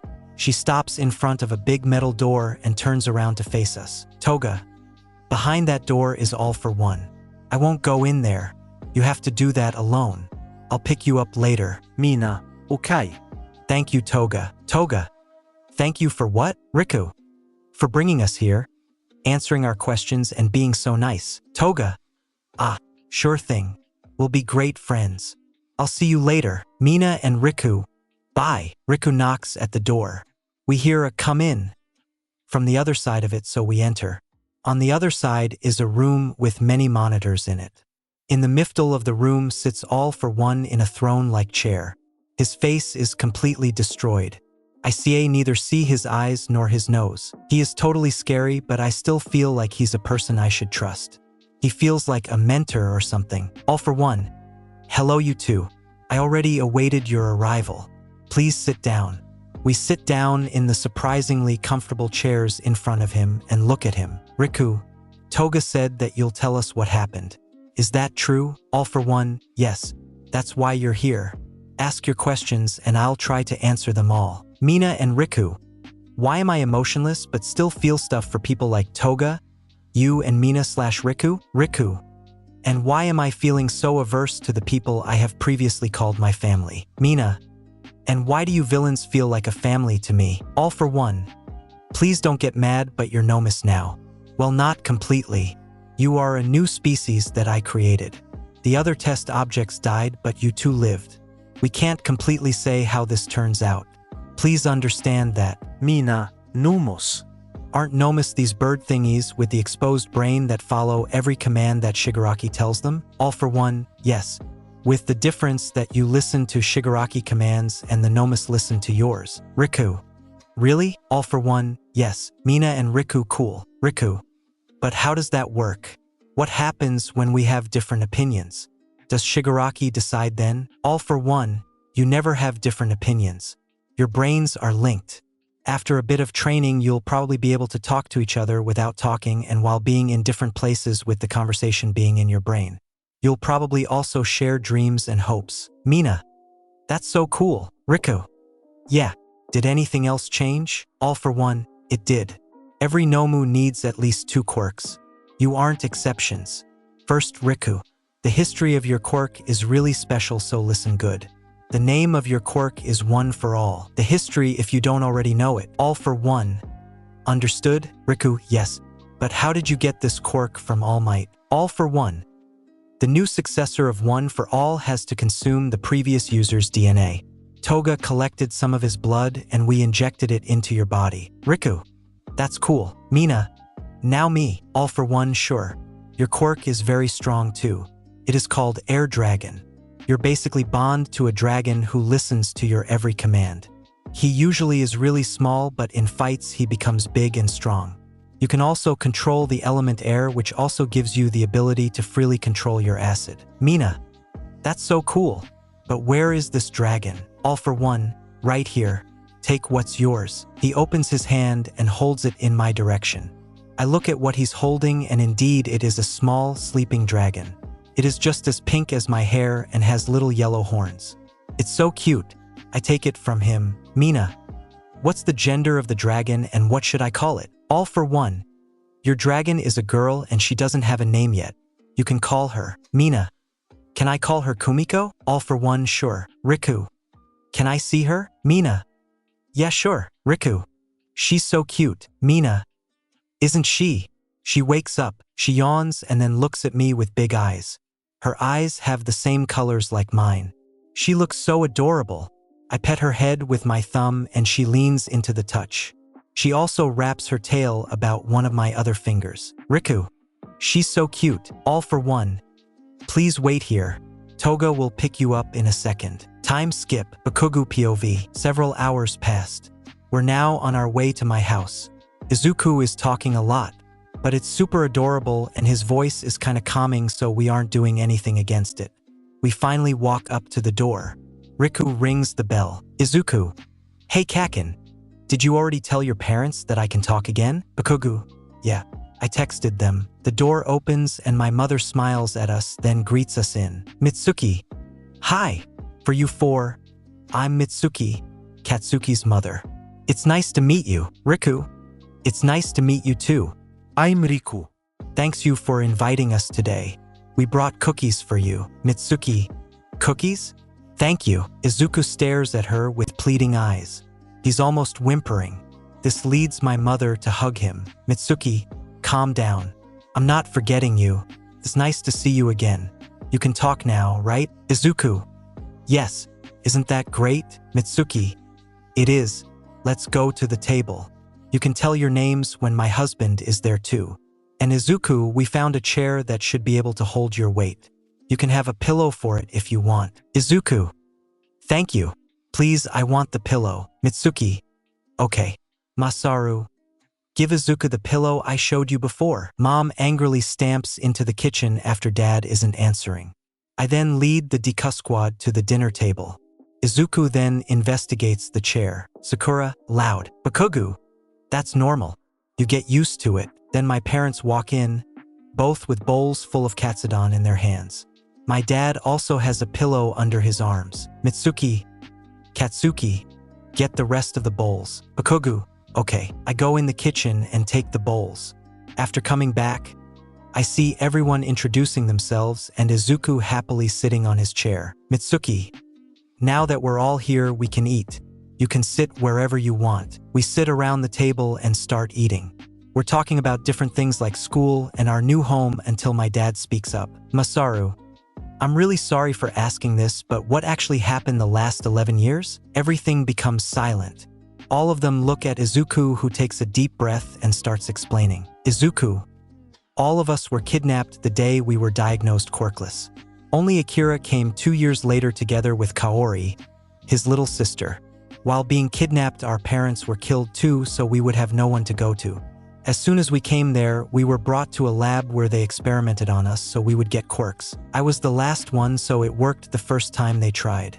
They monitored all of our changes and trained us to become super soldiers or better their weapons. We were supposed to kill the heroes and destroy the hero society. We all decided to trust the heroes and hope for them to save us. If they wouldn't, we would use the power they gave us and we would break out. But they did, and you already know the rest. It was silent again. Sakura was twiddling her fingers. Riku is bouncing his leg up and down, and Akira is holding Kaori's hand. Masaru. Sorry for asking. Kira. It's okay. It just makes sense that you want to know what happened. Why wouldn't you want to know? It wasn't that bad of a life. It wasn't easy, but still mostly happy. We had each other. Riku. Yeah, that's enough. I grab Riku and hug him. He seems to calm down a bit. He seems to have suffered the most. I see Izuku in my mom's arms until Sakura stands up. Sakura, I think we should go. Riku, yeah. Thank you for the food. Izuku. I hope we'll see again sometime soon. Bye. Bakugu. Bye. Don't forget the cookies. Mitsuki and Masaru, okay. Bye. We grab our stuff and walk outside. Bakugu, damn. You're scary. Izuku. What do you mean? Bakugu. You need a panic attack and now you're going on like nothing happened. What the fuck? Izuku, we were trained to be weapons. Weapons don't have feelings. Riku. At first we learned to act. Later we learned how to suppress emotions completely. Kaori. Izuku is the best in it. Akira. That's why people often think he's scary. Riku. Yeah. I totally understand whoever says that. Izuku. You think so? Riku and Kaori. Yes. Bakugu. Hey Aizu. Did you traumatize them in any way? Izuku. Not that I knew. Bakugu. If you say so. Time skip. Deku POV. We're finally back. I liked the dinner and it was great to hang out with Auntie and Uncle, but I just want to relax or even sleep. After entering, we find almost all of 1A in the common room. Mina. Hey. How was your dinner? Bakugu. Okay. Kirishima. Great. What are you gonna do tomorrow? Izuku. What do you mean? Mina. It's weekend. How about all of us go to the mall? Achiko. I would love to, but I don't have enough money for that. Todoroki. I'm paying. Achiko. AWW. Thank you to do KUN. Bakugu. Did you steal Endeavor's credit card again? Riku. Steal? Sakura. Again? Todoroki. I did. Bakugu. Good. Endeavor's an asshole. Izuku. Okay? Anyway, I would really like to come too. Riku. If one goes, then all of us go. Kaori. I bet this'll be fun. Mina. Now I remember what I wanted to ask. I wanted to ask you guys if you'd like to get into the group chat of our class. You're not our classmates, but you're living into our dorm building, so we thought it would be cool. Riku. I mean, I would like to, but Denki. But what? Kira. None of us have phones. Zero. That makes so much sense. Denki. Yeah. Todoroki. There is a shop in the mall where you can buy phones. I'll pay. Izuku. Thank you, Todoroki, but this really isn't necessary. Todoroki. Yes, it is. Sakura. What is wrong with him? Bakugu. I have not the slightest clue. Kaori. Thank you, Todoroki. And then we can come into your group chat. Mina. Yay. Time skip. Riku POV. It's been 2 months since Mina and I joined the league. The heroes tried finding us, but they couldn't. I hacked into UA's security system. They seemed to have cameras in every single dorm room. This way, we were able to watch our friends slowly forgetting us. In the beginning, they cried a lot, especially Bakugu, who seems to blame himself that everything that happened was his fault, and my squad, of course, who lost a brother. But we won't come back. Live is better with the villains. It's mostly happy, we comfort each other, and all of them seem to be gay. Spinner is aromatic, Magna is trans, Toga and Shigaraki are bi, Dabi is gay, and Compress is pan. What am I doing to get into only gays friend groups? We've also become a lot stronger. Spinner trained us in using swords, Toga in using knives, Shigaraki in close combat, Dabi in using guns and quirks, and Magna did hard workout with us so we'd become really strong. My look changed a bit. I now have big muscles and tattoos. Mina and Toga are also saying that I've become more manipulative, and they say that I'm really scary. I've also become a good liar, but Mina did too. She and her dragon Ayaka are the best in fights. Mina is now able to freely control her acid by using her air powers to let it fly around. Her look didn't change much, but the name Queen has become more recognizable. She is already commanding a lot of villains and has made a name as the Queen of the Sky. We also worked on the bond between our two minds. It's pretty annoying when I have her nightmares and stuff like that, but we can talk to each other while being in different rooms, which is super cool. We also learned to see through the other's eyes or force the other one to do something. We also got some of our emotions back. We're still not the ones we used to be, but I don't think we'll ever be that. Right now, all of the league's main members are sitting in the bar and waiting for our leader Shigaraki. He called us there because of a plan to take down Hero Society or something like that. Shigaraki. I'm here. Dabi. It took you long enough. Toga. Twice and Mina. Hi Shigi. Shigaraki. I came here to tell you about a plan where we'll attack 1A from UA and where we'll show our new friends. Riku. That sounds interesting. Him talking sounds like Sukuna from Jujutsu Kaisen. Shigaraki. They'll go to a secret summer and training camp. Not even the pro heroes and teachers know about this place. Only Eraserhead, Nizu, Vlad King, and the so-called Pussycats know about this place, and of course the students of 1A, 1B, and Nizu students. We'll attack at night. Any questions? Toga. Yes. If it's a secret, how do you know? Do you have a traitor? Shigaraki. Ask Riku and Mina. Everyone looks at us. Riku. Not long after we came here, we hacked into the UA security system. It includes video and audio recordings from what's happening in the dorms. Of course, students talk about such an event. Mina. I'm surprised that Denki and Zero didn't post it somewhere. Riku. Yeah, they're both really stupid. Shigaraki. I got a list with everyone on it that needs to be kidnapped. You can either ignore or kill the rest. I really don't care. Here is the list. Read it. The list. Sakura. Akira. Kaori. Izuku Midoriya. Katsuki Bakugu. Ijiro Kirishima. Denki Kaminari. Hanta Zero. Riku. So we're supposed to kidnap both our squads? Shigaraki. Yes. All for One wants his experiments back, and the Baku squad could possibly join or be used for other experiments. Bakugu will the same as you two are and be also a part of the mind bond. Mina and Riku cool. Toga? Who is Bakugu again? Mina. Explosive Pomeranian. Toga and Twice. Oh, so this is Bakugu. Dabi. You don't remember the name Bakugu but the name Explosive Pomeranian? Twice. Why wouldn't we? Dabi, we should just give you up. Shigaraki. By the way, we're leaving in 3 hours, so listen to the further explanation. League. Yes, sir. Time skip. Toga POV. Shigi is finally finished. Mina and Riku were the only two to actually listen. That's because Shigi told them to, and they have to listen to everything he says. They're still nomus after all. Toga. Riku. Mina? Mina. What is it? Riku. Is everything okay? Toga. Yeah.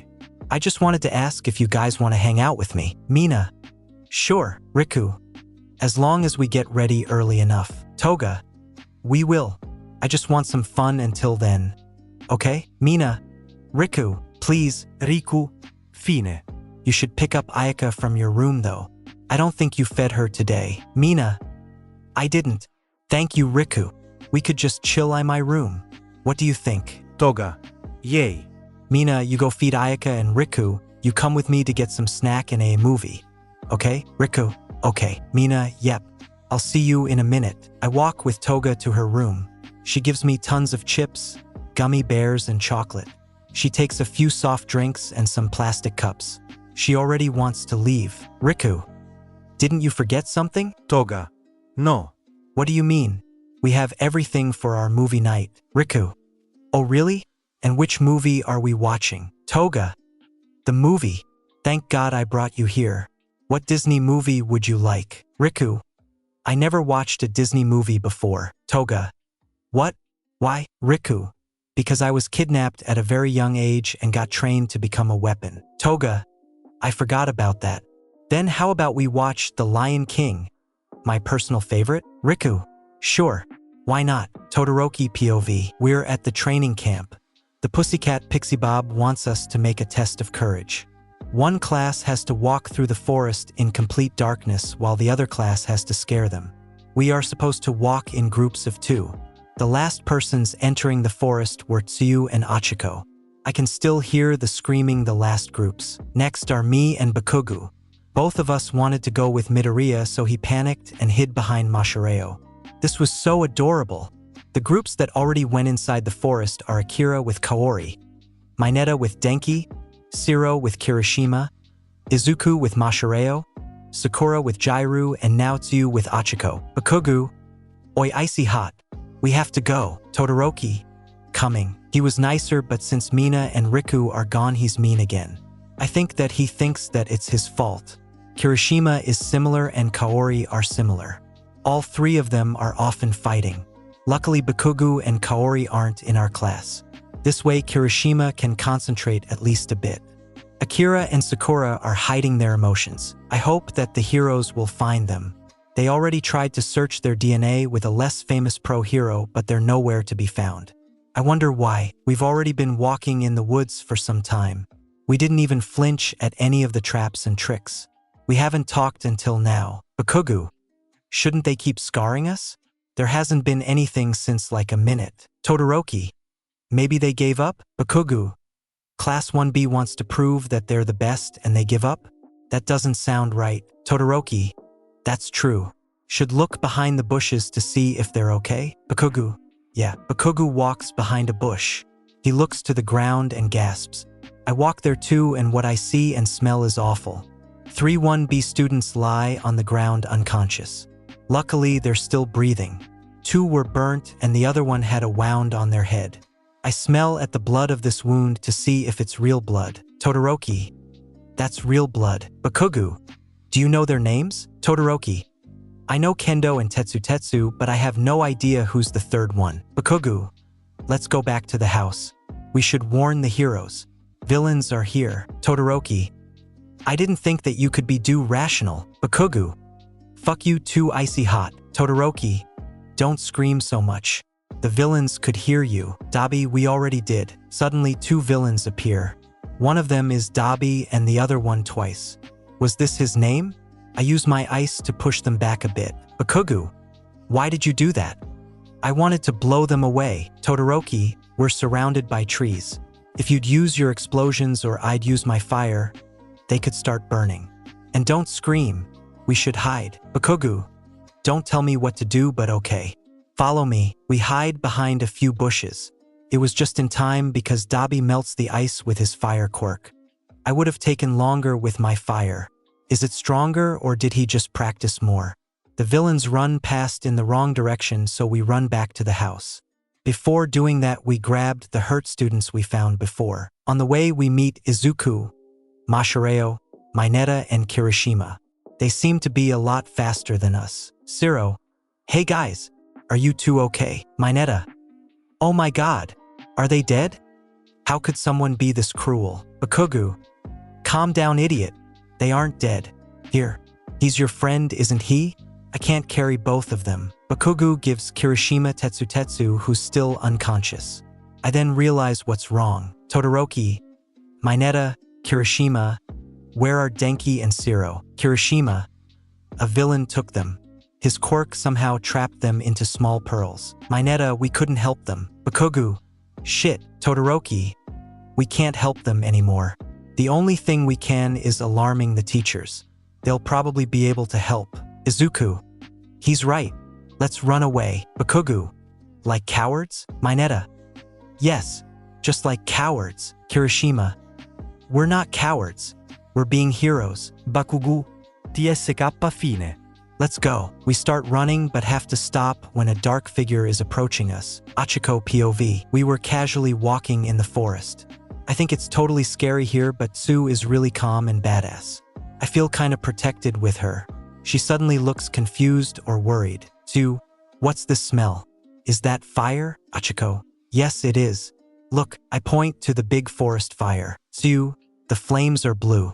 That's weird. Achiko, wasn't this villain's quirk? Dabi? Tsu, I guess so. I feel an evil presence of someone else behind me, so I push me and Tsu to the side. I look at the person. It's Toga. She has a knife in her hand.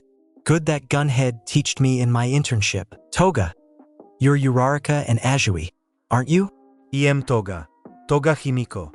And I want to see you two bleeding. She throws a knife at Tsu. Neither of us can react fast enough. The knife hits her leg. The pain makes her fall to the ground. Achiko, TSU, are you okay? Tsuyu, I'm okay. Toga. Tsu? What a cute nickname. I'll call you that now too, Tsuyu. Only my friends can call me that. Toga. But we are friends. And we'll become sisters.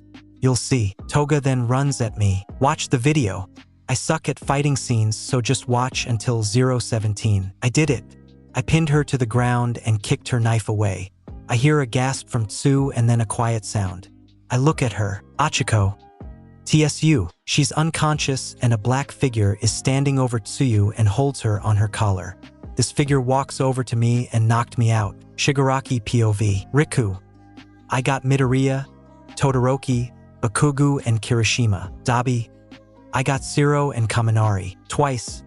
I got the rest of the experiments. Shigaraki. Good job.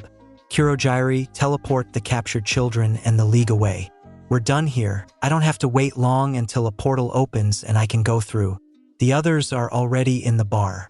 Right now, Dabi, Riku, and Twice are carrying the unconscious heroes in a few different cells. Shigaraki, how did you get the dragon kid in his cell? I thought that he waits way too much. Compress. I used one of my pearls. We weren't able to knock him out, so he's awake in his cell. We had to chain him up. Riku. Same with Kirishima. Shigaraki. Oh, did they already see Mina and Riku? Riku. Kirishima saw me, but I was masked, so he didn't recognize. Mina. I was only seen by Achiko and Tsu, but I was masked too. Shigaraki. Good. Then talk to your friends. Mina goes to Kirishima and Riku to Midoriya. Do you have anything against that? Mina and Riku. No sir. Kirishima POV. The door of the cell opens and someone comes in. Takes me a minute to really who it is. Kirishima. Mina. Is that you? Mina. Yep. It's me, Kirishima. Why are you in here walking around freely? I thought the villains captured you. My voice is weak and I can barely look up. I think that they gave me some drug or something. Mina, they did. But I joined them. I'm a villain, Kiri, and I'm here to turn you into one too. I have many ways how I could force you, but for now I just want to ask friendly. Kiri, would you join me, your best friend? Kirishima. No. How did you sink so low? Why did you give up everything that we believed in? Mina. They tell me I'm a queen or even a god. Why wouldn't I want this? I'm drowning in this power I have. I don't need to be sexy to be a villain, while female heroes are just appreciated if they look good. For villains, it counts what they do. I don't have to follow silly rules. I can be free. Don't you want to be free too? And you could be so much stronger, so much manlier. Kirishima. Mina. What is she saying? I know that she wants to manipulate me, but it sounds so right what she says. What am I thinking? I'm not a villain. I'm a hero. Hero. Hero. Hero. Izuku POV. I'm fighting against the chains that hold my arms, legs, and tail. They cut into the skin of my wrists and ankles. It hurts, but I hate being captured. I thought that this was over. Suddenly, door opens and a muscular man walks in. It's dark in the room I'm in, so I can't see him correctly until he comes nearer. Izuku. Riku? Riku. Hello, Izuku. So it is him? He looks so different. His friendly smile and his shiny eyes turned manipulative and emotionless. The strong muscles aren't missable, just like the tattoo on his arm, which is visible because of his short sleeves. He's probably a villain. Izuku. What happened to you? Riku. I became what we promised to never become. An emotionless puppet for the villains. I was the one who brought you and your friends here. Mina helped too. Izuku. So the same happened to her? Riku. Yes. And it'll happen to you too if you don't become a villain with us. Izuku. What? Why would you think I'd become a villain? Izuku. I'm a mind-controlled puppet, but you could be free. You could do everything you want, even run or help me. Please, Aizu. I need you. Izuku. Riku. Bakugu POV. Izuku and Kirishima. I will become a villain for you. I can't be hearing right. Riku and Izuku seriously agreed? It seems that my cell is between theirs. I'm not chained, but I can't run away because my legs are broken. It also feels like at least one rib is hurt too. This ficking hurts. I have to remember what happened. Flashback a few minutes ago. We start running but have to stop when a dark figure is approaching us. Bakugu. Who the fuck are you? Todoroki. Another villain? Riku. Kind off. Izuku. I don't understand. Why kind off? Riku. I'm used a puppet. I don't have a choice about what I'm doing. But I was told to beat you ass, so let's have some fun. Compress. I got your back. Riku. Good. We start fighting. I mostly try to keep them away from me. The man who calls himself a puppet seems to have a strength-increasing quirk. The other one looks like someone who could be in a circus. He hasn't used his quirk tough. Maybe it's just not easily visible. Mineta. Guys. Izuku disappeared. I look at the place where Izuku just stood and Mineta was right. Izuku is gone. Suddenly I feel a lot of pain in my legs. I let out a loud scream and crash to the ground, paralyzed out of pain. The man kicks me with his quirk activated in my ribs and the stamps on my arm. I have to scream even more. My other friends disappeared like Izuku, only Mashireo, Todoroki, Mineta, and the 1B students we saved. They are lying unconscious on the floor. My vision starts to blur and everything turns black. Flashback end. Have I slept long? I have to. Izuku and Kirishima would have never given up fast, right? I move a bit, which makes me scream again. This fucking hurts. My breath is fast and hurtful. Why did I need to be beat up so badly? I hear footsteps coming in my direction. Fuck. The villains probably heard me. The door opens and Crazy, better known as Toga, comes in. Toga. Hey cutie. Bakugu. Fuck you, you fucking fuck. Toga. That was mean. She's pouting and crosses her arms in front of her chest. What is wrong with her? Is she 5? Toga. But that doesn't matter now. I'm here to have some fun with you. 2 of your friends already agreed to become villains, so why not you too? Bakugu. Because I want to be a hero, Baka. I won't become a puppet for you guys. Toga. That's sad. Then I'll have to torture you, I guess. Bakugu. Wah. I'm cut off by a loud scream coming from me. Toga sits on one of my broken legs. She then takes out a knife and slashes into my arm over and over again. Time skip. It has been an hour since Toga started her convincing. I'm surprised I haven't passed out from pain or blood loss, but that doesn't really help. I want to escape this pain. It's driving me crazy and my will to live fades. Bakugao. Sto op PLA ACE. Toga. There are 2 possibilities how this'll happen. You either become a villain or die. Bakugu. IDRATRDE. Toga. So you want another hour? If you ask so nicely, I will make an exception. She stabs me again and again and again. Riku POV. After he agreed to become a villain, I told Izuku to follow me. I brought him to a bar where Dabi, Shigaraki, and Kurogiri were. Right after us, Kirishima and Mina came. Did Kirishima agree too? Shigaraki. 2 heroes becoming villains in less than 10 minutes. Good job, Riku and Mina. I don't know what you told them, but it seemed to work. Mina, you like to give makeovers, right? Take care of Midoriya and Kirishima. Got that? Mina. Yes, sir. She does a bow and pulls both boys out of the room. Shigaraki. Riku. Go and stop Toga from killing Bakugo. You'll take the convincing of Bakugo as your duty. I don't care what you do and how long it'll take as long as he becomes our. Got that? Riku. Yes, sir. I bow before going to Bakugo's room. I can hear his screaming from far away. I enter the room and throw Toga off of him. He's bleeding badly. Toga. What is that? I had almost so far to agree. Riku. No, you didn't. Go away. You should take a shower to wash this blood away. Toga. But, Riku, go. She leaves the room and I lift Bakugo up. He whimpers a bit, but I'm careful. The only way he won't die is if I treat his wounds. I bring him to the lab and let the doctor look over him. Bakugo falls asleep in the middle of the time he was there.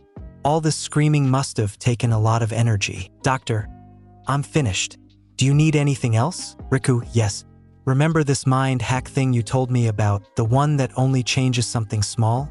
I need it for him so my plan works. Doctor, of course. What do you want me to change? Riku.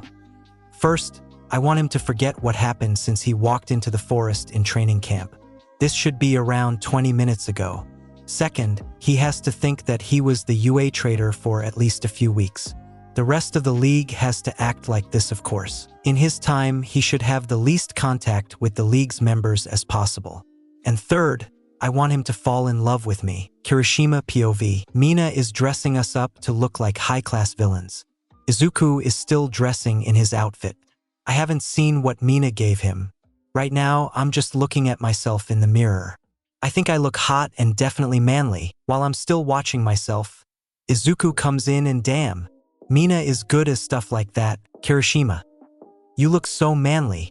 What happened to your dragon thing though? His tail, deformed ears, and his scales are gone. Izuku, Mina gave me something so I can control it. It's one of my rings actually, on the picture. Big blue stone, index finger. It was made by a quirk. Kirishima, cool. Hey, Mina. Mina, what is it? Kirishima, where are we sleeping? Mina, I'll show you, but before we have to show Shigaraki my work. Izuku POV. We walk back to the bar. Shigaraki seems to be happy with how we look, so we can go to our bedroom now. Mina already said that we would share one. That's kinda cool. Mina. Tadawa. This is your room. What do you think? Izuku and Kirishima. Super cool. Mina, you two are adorable, but you have to work on looking evil. Okay? Izuku and I look at each other for a second before looking at Mina with an emotionless and evil stare. Mina, that's scary. Where did you learn that? Izuku, the villains who raised me taught me that. Kirishima, I just had an emo phase in middle school. Mina, right? I totally forgot about that. Izuku, you went to middle school together? Mina, yeah. We haven't really been friends, but we knew each other. I mean, we were friends before middle school, but the emo phase kinda tore us apart. Izuku, so this is why you became friends in high school so fast. Anyway, can we sleep now? Kirishima, yeah. Mina's phone buzzes, so she looks at it. She does a surprised face before she looks at us again. Mina, you're lucky. Riku just texted me. You'll meet the UA traitor tomorrow. Izuku, there is a UA traitor? Mina, I guess so. I didn't met them either. I wonder why Riku knows them. Anyway, in the closets are your clothes. The one with the red flowers is Kiri's and the one with the forest is Izuku's. I chose some comfortable clothes I think you'll like. Izuku. Thank you, Mina. Kirishima. Thank you. I wanted to ask if anyone else joined. Mina? No. The others aren't awake yet. Do you want to help convince them? Kirishima. I don't know yet. Izuku, me neither. I couldn't take it if they looked at me full of hate and disgust. Kirishima, yeah. Mina, I understand that, but you're villains now. You won't be able to not be hated. Izuku, I know, but I need a few days. Kirishima, me too. Mina, okay. Sleep now. I'll pick you up at 12. Please be ready then. You can wear comfortable clothes. The first thing you'll need to do then is visit All for One. He wants something from you. Kirishima, really? What? Mina, I don't know. You'll see. Good night. Get good rest. Izuku and Kirishima. Thank you. Sleep well too. Mina waves and leaves the room. Both of us look through our new clothes and pick something we like. First me, then Kiri change in the bathroom right next to the bedroom. I just wear a plain green t-shirt and Kiri wears a black hoodie. We lay down on our beds and turn the lights off. After a while, I tap Kiri's shoulder. Kirishima, what's wrong? Izuku, I can't sleep. Can I cuddle with you? Kirishima, yeah, come here. I climb into the bed and hug him while burying my head in his chest. Kirishima, good night, Izuku. Izuku, night night. Time skip. I wake up in comforting warmth. I look up to see Kiri's smiling face. Wait, I'm sleeping on his chest. I try to get off him, but he holds me. Kirishima, stay. You're cute. Izuku, but Kirishima, no bats.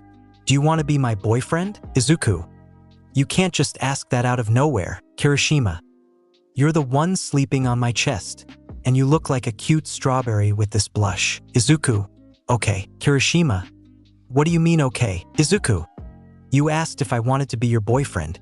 I said okay. Kirishima, really? Izuku, I'm not lying about stuff like that. Kirishima, yay, I love you. Izuku, I love you too, but now we should start changing.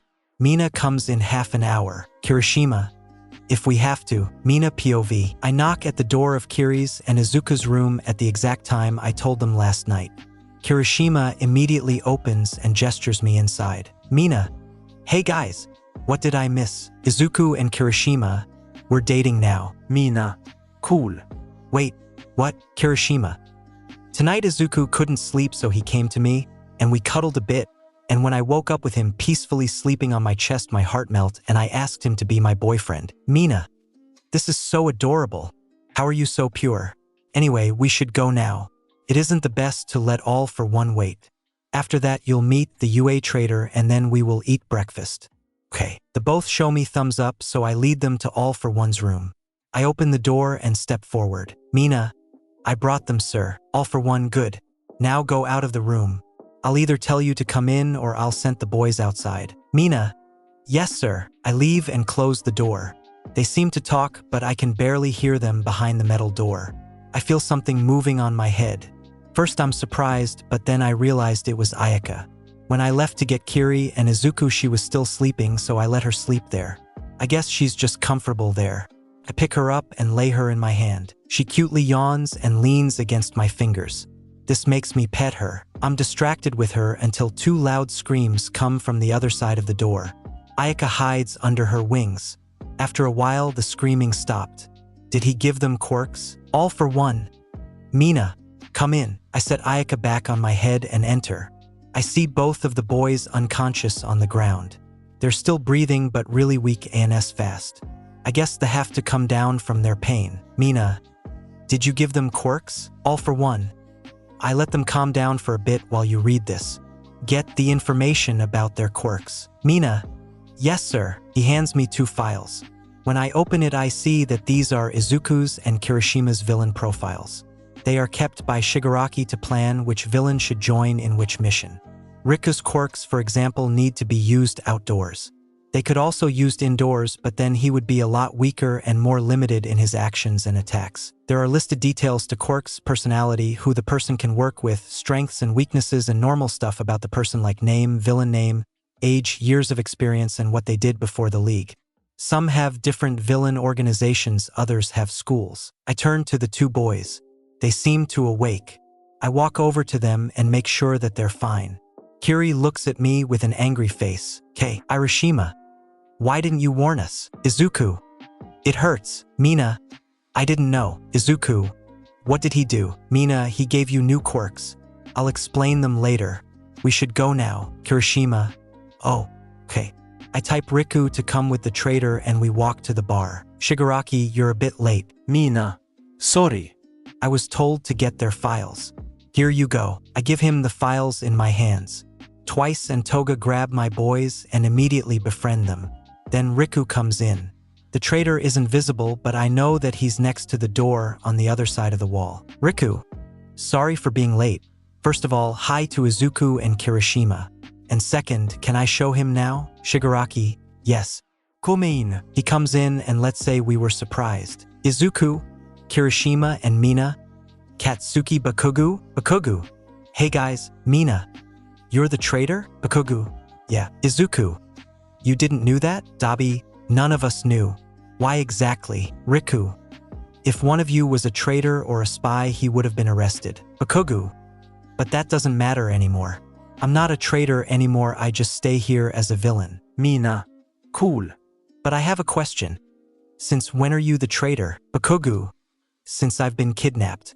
Remember? Kirishima. Really? You're such a good liar. Izuku. Yeah. He's scary, isn't he? Kirishima. Very scary. Toga. I have a question too. Do you like donuts? Bakugu. What? How did you get from traitor to donuts? Dabi. Her brain consists of 50% sugar and 50% blood. She always finds a reason to talk about one of these themes. Bakugu. Okay. I guess I like donuts. Toga. Great. Me too. Another question. What is your blood type? Bakugu. A. Toga. Cool. Last question. Do you like Disney? Bakugu. I guess so. Toga. In this case, you're now my best friend. Bakugu. Wait. What? Twice, you have no choice. Just accept your fate. Riku POV. Bakugu. Fine. Can I ask questions now? Shigaraki. Go on. Bakugu. If you kidnapped more than just the people in this room, why aren't you convincing to be villains right now? Dabi. Good question. Toga and Twice. We need a welcome party. Izuku. How about we convince them first and make a party when everyone joined? Toga. Good idea. Tell me who to torture. Dabi. No torturing. Just convincing. Cat. His nickname for Katsuki. Walks near me and whispers in my ear. Bakugu. Are they always like this? Riku. Yeah. Mostly. Bakugu. I am so sorry for you. Riku. Thank you. Shigaraki takes a pen and writes something on a piece of paper. Then he shows it to us. There are all the names of the people we kidnapped on it. Izuku and Kirishima are on it too, but their names are crossed out. Shigaraki. You can write your names behind the name of the person you want to take care of. Every villain only gets one person and every person gets 2 villains at most. Okay. League. Yes, sir. The list. Denki. Toga. Shiro Kirishima plus Bakugu. Kaori. Mina. Sakura Dabi plus Shigaraki. Akira Riku plus Izuku. Shigaraki. Good. Let's start. If anyone convinced his victim, you call me. Got that? League. Yes, sir. Izuku POV. Riku and I make our way to Akira's room. I'm a little afraid of his actions. Before I went to the room where Akira is in, Kirishima hugged me. He knows how important Akira is for me. Luckily, Akira is also feeling the same. Akira and Riku were my favorite persons until Kirishima became another one. Riku, it'll be fine. Izuku. What do you mean? Riku. I can feel your fear. Are you afraid of Akira's reaction? Izuku, kinda. He mostly seems emotionless, but he hates traitors. Riku. You can't get around meeting with him again, this is why I'm with you. Also, it's better if you meet them now instead of later on a battlefield. Izuku. Yeah. You're right.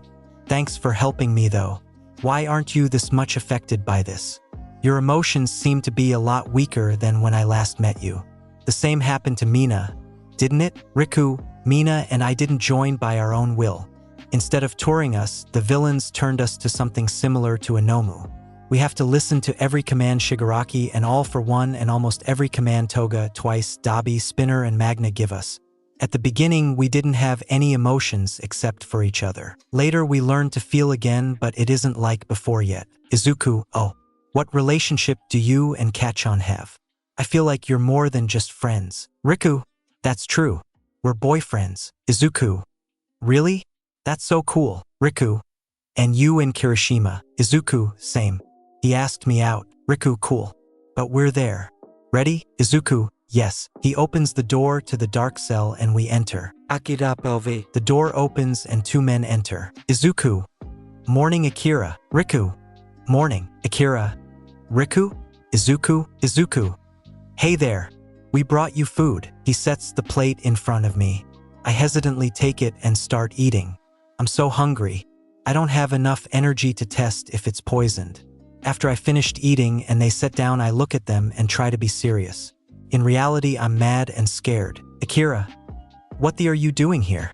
Are you villains? Riku, we are villains and we came here to convince you to become a villain too. Akira, why would I? Izuku, we could make you strong. You wouldn't need Kaori to fight anymore. Riku, you wouldn't be weak anymore. Akira, I don't need to be strong. I don't want to go without Kaori. Riku, and what if she'd join us? Akira, she wouldn't. Izuku, would you join to protect her? Akira, what do you mean? Riku, broken bones, stab wounds, burn marks. All of this will happen to her until you join us. Do you really want this? Akira, no. But you won't do this.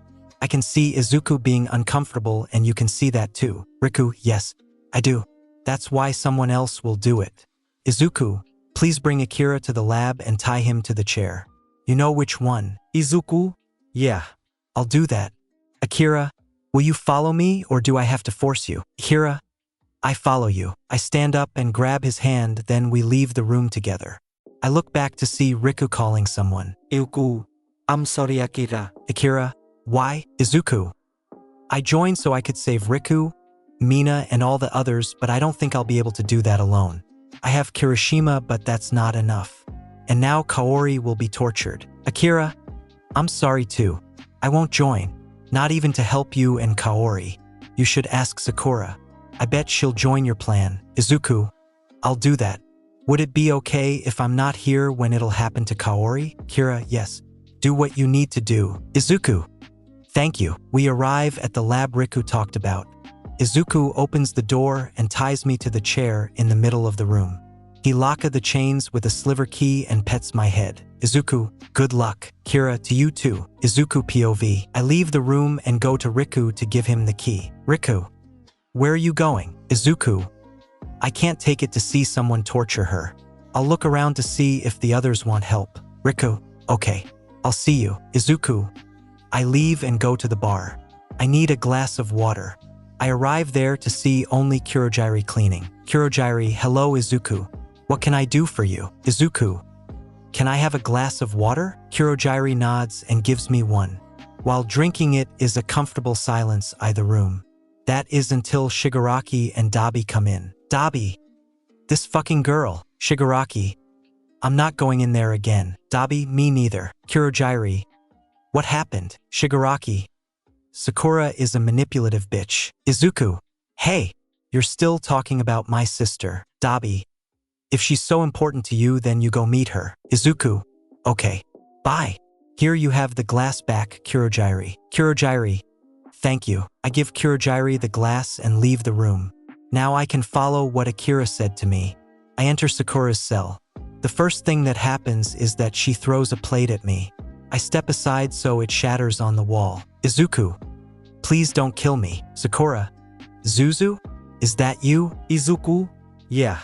Hi, Sakura. What are you doing here? Izuku, I'm a villain, but please let me explain. Sakura, fine if you tell me where the dragon went. Izuku, you see this ring? It's temporarily blocking my powers. And now to the explanation. Time skip. I gave her the same explanation as I gave Akira.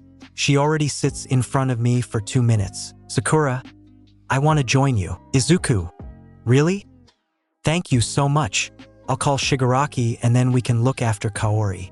She's probably still tortured, but we should watch over her. Sakura, okay. I dial Shigaraki's number and call him. It rings for a bit before he picks up. Shigaraki, what do you want? Izuku, Sakura joined. Shigaraki, what? How the fuck did you do that? Izuku, I talked to her. Shigaraki, go to All for One. I'll message him. After that, come to the bar to meet with us. Izuku, okay, bye. Shigaraki, bye. Time skip. Sakura is slowly following me. All for One gave her a new quirk. It seemed to be a bit painful. I also got her file. We're already at the bar. Toga is talking to Twice on the couch. Mina stands in a corner. Shigaraki and Dabi look at Sakura angry. Riku sits on the couch with Kachan leaning his head against his shoulder. Riku, Sakura, so you really joined us? I thought that you would need the longest to join. Sakura, I don't want to end up like Kaori. Dabi, I'm still mad. Kirishima, what happened? Sakura, when they came in and gave me my food, I took the fork and stabbed him in his hand. Mina. Cool. Izuku, why did we all need to come here? And where's Kirishima? Shigaraki, there they are. He points to the door. There are Kiri, Shiro, Denki, Akira, and Kaori. Shiro seems to blink way too much. Shigaraki, they joined us. Good job, Kirishima. You and Izuku seem to be really good with this. I thought that we would need at least 2 weeks instead of 2 days. Kirishima gives Shigaraki their files before he walks over to me and hugs me from behind. Then he whispers in my ear, Kirishima, don't worry, Izuku. I told them about the plan. They're in. I love you, Izuku. I love you too. The rest of teens go to Sakura, Kirishima, and me. Kira grabs my hand. He doesn't seem to be comfortable. I can see Kaori limp. I can also see some bandages peeking under her clothes. Especially her arms, legs, and her neck are visibly hurt. I look at her concerned, but she just smiles. Shigaraki, welcome to the League of Villains. Starting with tomorrow, we'll train you. I know that you can fight, but you need to fight until death now. This is a lot different. Also, you have new quirks which need to be trained. Mina and Riku lead Katsuki, Kaori, Sakura, Izuku, Kirishima, Shiro, Denki, and Akira to their rooms and explain them their new quirks and some rules. Here are their files. You should probably first go to one room and then bring the others to theirs. Mina, yes sir. He gives her the files and she gestures us to follow her. Now I'm carrying Akira. They always want attention and physical contact in stressful situations. It's really cute. We arrive at mine and Kiri's room. We all sit together on the beds or the carpet and prepare to listen to Mina. Time skip. Mina finished explaining our new quirks and now shows us our villain profiles. It seems that Shiro is seeing in heat vision, which makes him feel weird and dizzy, so he put a piece of fabric around his eyes. Bakugo POV. Mina, you'll start training tomorrow. Riku and I will train you. If you go outside the door and then left, the first 3 doors are yours. Sakura has a room alone. Kaori with Akira and Shiro with Denki have to share one. Bakugo, your room is somewhere else. I'll lead you to it. Please follow me. I stand up and go up to her. Mina. Good night, everyone. Good night, Mina. Good night, Bakugo. Bakubro. Katchan. Bakugo, night. We then leave and go somewhere else. Bakugo. Why do I have a different room? Mina, you'll see. We're there. She stands in front of a door and knocks at it. Mina, open up. I've got your boyfriend. The door is slammed open and I'm being pulled inside before it shuts down again. Riku. Good evening, love. Love? Since when does he call me that? I can already feel my face becoming red, so I just hide in his chest, which makes him chuckle. Bakugo. Hello, Riku. Riku. I didn't think a single word would make you so embarrassed. You're super cute. Don't hide. He pulls my head out of his chest and forces me to look into his eyes. He's a bit taller than me, probably even taller than Icy Hot. This means that I have to look up to him. I try to break free, but he grabs my chin and kisses me lovingly. After a few seconds, he lifts me up and lays me on the bed, which we seem to be sharing. He hugs me while laying and gets us into a spooning position. I feel so safe when he hugs me from behind like that. He's a bit cold because of him not being human, but I actually like that. I'm always sweating a lot because of my quirk, so that's a really comfortable way of sleeping. Riku, you like that, don't you? Bakugo, yeah. Riku, you know, we can sleep this way for our whole life. Bakugo, that sounds good, but can I get into pajamas first? Riku, fine. Even though I'd like you to be naked more. Bakugo, no. But I could sleep in underwear if you really want it. Riku, yes. Bakugo, then let me go. He opens his arms and lets me stand up. I undress and only leave my boxers. I then crawl back under the covers and lay into his arms. He gently kisses the back of my neck and the snuggles into it. Riku, good night, love. Bakugo, good night, Riku. Time skip. Riku POV. I wake up to feel Katsuki in my arms. He looks so peaceful. Feels like we had been doing this for months. He jaunts and then turns around to face me. Mina, wake up, boys. It's training time. Bakugo, shut up, raccoon eyes. Riku, yeah. Fuck off. Mina, not happening. Get ready. Now, Bakugu and Riku. Yes, ma'am. I can hear her walk away and I can feel the sleepy boy in my arms standing up. Riku, no. Stay, Bakugu. I'm sorry, but we have to get ready now. We can cuddle later. Okay. Riku, fine. Can I at least get a kiss? Bakugu. Sure. I forgot how cute and clingy you are when you're tired. He chuckles a bit. If he knows that, does that mean that he has fake memories? What if I'd miss our anniversary? Maybe I should ask the doctor. I put the thought away and start getting ready. Riku. Hey cat, Bakugu. You really like nicknames, huh? Anyway. Yes, Riku. Since when have we been dating actually? Yesterday I realized I haven't wrote it into my calendars and I don't want to miss an anniversary or something like that. I just can't remember the day. Bakugu. Tomorrow in 1 week we've been together for 2 months. Is that enough? Riku. Thank you so much. I'm sorry that I forgot it. Bakugu. It's okay. It wasn't really you asking me out, but we went from no homo to just homo. That was more of a decision we did together. The first date you took me to was really romantic though. Riku. That's good. I'll plan a date for our anniversary too. Bakugu. Nope. Riku. What do you mean no? Bakugu. I want to plan it. Riku. Okay, Bakugu. I didn't think you'd be okay with it this fast. Riku. Why wouldn't I be? I trust you and I bet it'll be an awesome day. Bakugu. Thank you. Now let's get ready. I don't want our door to be destroyed. Riku. True. Just a minute or two later Mina knocks. I can also hear that the others are with her too. Mina. Boys? Come out. I then lean to Riku and whisper in his ear. Bakugu. Do you think she'd be mad if I just shouted we're gay? Riku. I think so. Let's just go. Bakugu. Okay. I open the door and we go outside. I get a big hug from my whole squad. They basically squeeze me. Bakugu. Guys. I can't breathe. Kirishima. You don't need to breathe. Denki. Yeah bro. It'll be fine. I turn my palms in their direction and explode. They fall to different sides of the room. Deku looks if they are okay. Akira hides behind Kaori and Kaori. Sakura and Riku show me a thumbs up. Why does Riku look so proud? Mina. That hurt. Riku. There's no time. Shigaraki told us not to be late. Mina. Right? Let's go. Denki. That was fast. Izuku. Scary. Kirishima. Don't worry. I protect you. Izuku. Thank you. All of us then start walking.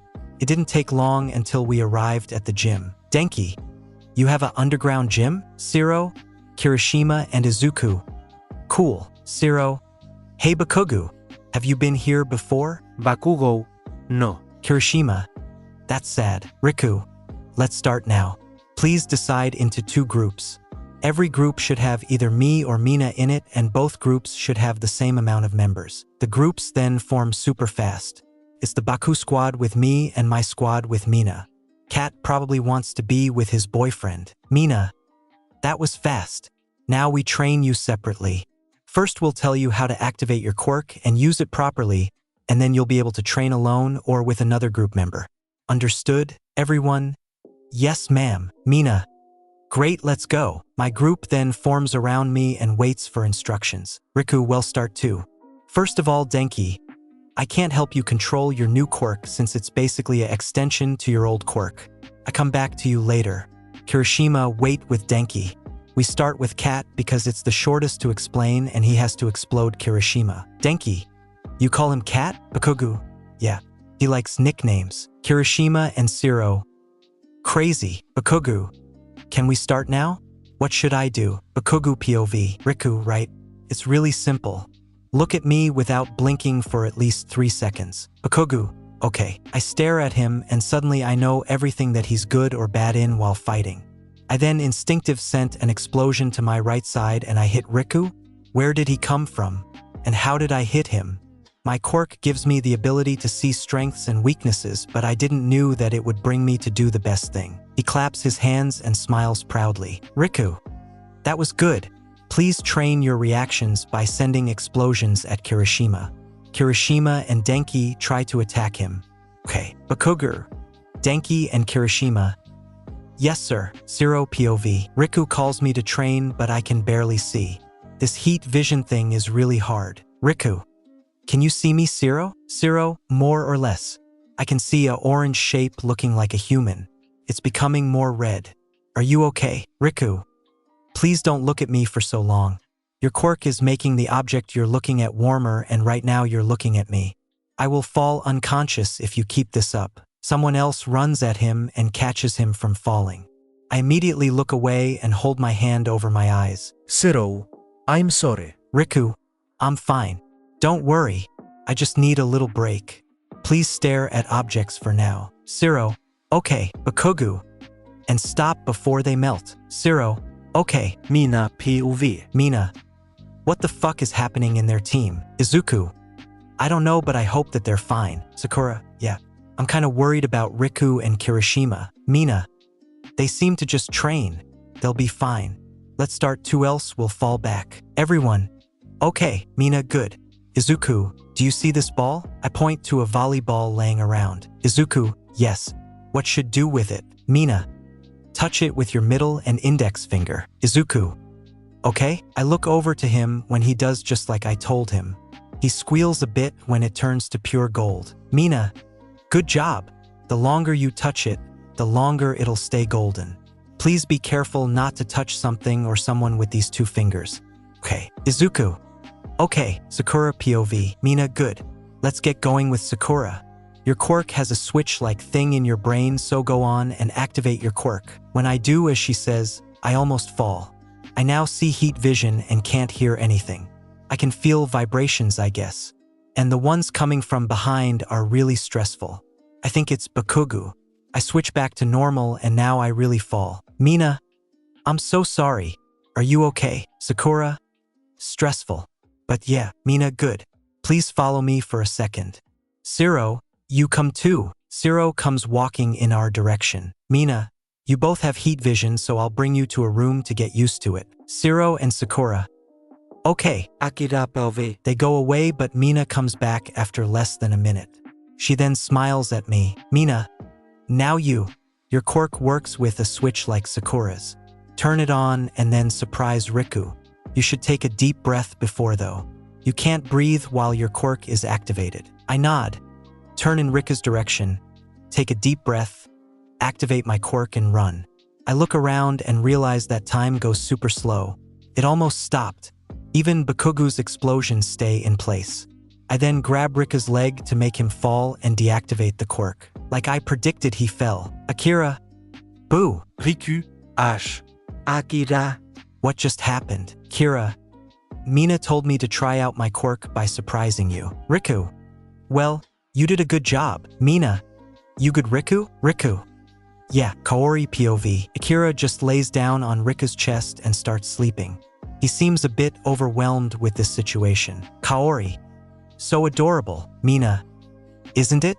Can we move on to your quirk? Kaori, yeah, sure. Mina, do you still remember what it is? Kaori, no. Mina, okay. You can summon wings made of crystals. Kaori, cool. So you'll teach me flying? Mina, yes. You won't use it in fights that often though. I mean, you will, but in your goddess form. Kaori, that's sad. Mina, yeah. Please activate the quirk. I concentrate and then 2 beautiful shiny wings appear on my back. They're kind of heavy, but it's not like I had problems with standing straight or something like that. I then spread them as far as possible to see how big they are. They make a quiet sound like 2 crystal glasses crashing together. I guess I can't use my wings to quietly get somewhere. I flap them up and down like I knew how to fly since years and slowly lift up the ground. Mina, say. I don't have to do anything. Kaori, that's so cool. I then land and let my wings disappear. Riku, are you guys finished?